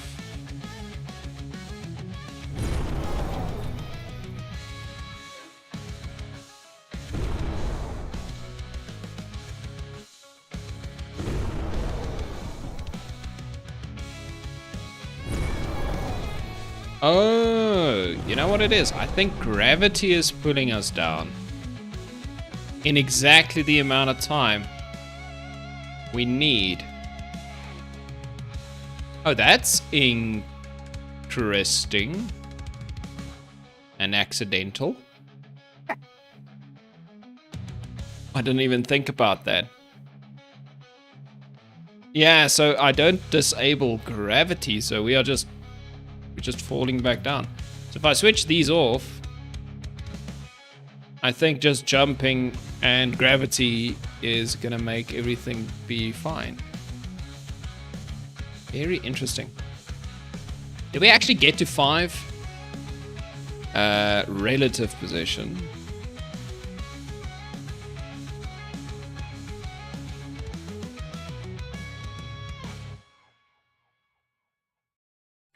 Okay, let's see.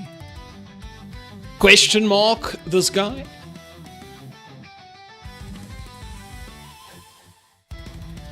Yeah, I actually forgot that we fall because of gravity.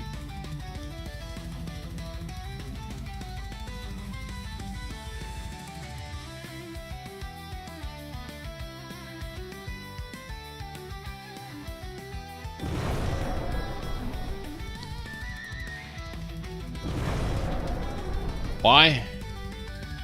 Why you be like that? Okay, wait. Yeah, apparently the pause is at least required. Because I think it's playing multiple times.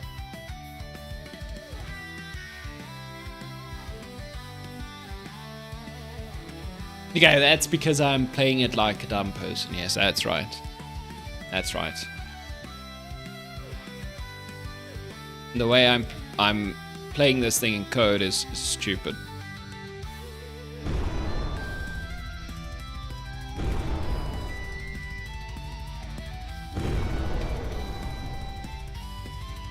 How is that so precise?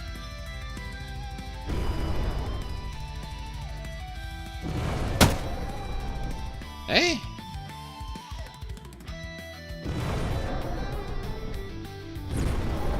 Isn't that weird?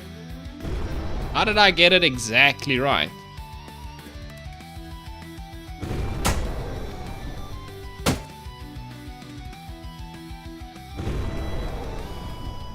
Huh. The only reason this is a problem for me is because if I ever want to do this type of thing again, I'm not sure what I did. Okay, but I mean it works, so I'm gonna work with that. I'm just gonna say it's fine.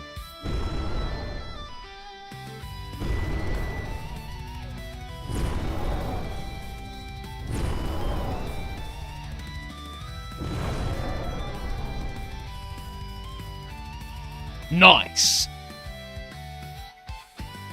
Now, I think if I just change the height or something, it's not gonna work, right?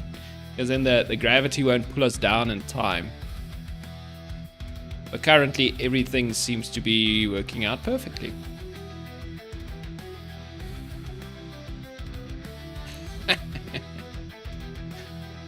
Yeah, it's like I accidentally selected the correct numbers for all the values that everything lines up. And it's probably not going to work like that ever again. But okay, I'm fine with that. Also, it's work time. Yeah, I'm taking the W. I can work on the other effects. So the landing effect, I don't want it to actually be that shield. I kind of want him to smash the ground a little bit. Maybe cause like a stun zone around him, not just the forward one. I think so. Yeah, but then that's almost it. Okay, and then sound effects, right? We need all the sound effects to work out as well. Okay, guys. I think I'm gonna call it there. So thank you, everybody, for joining me today. I'll see you guys tomorrow. Cheers.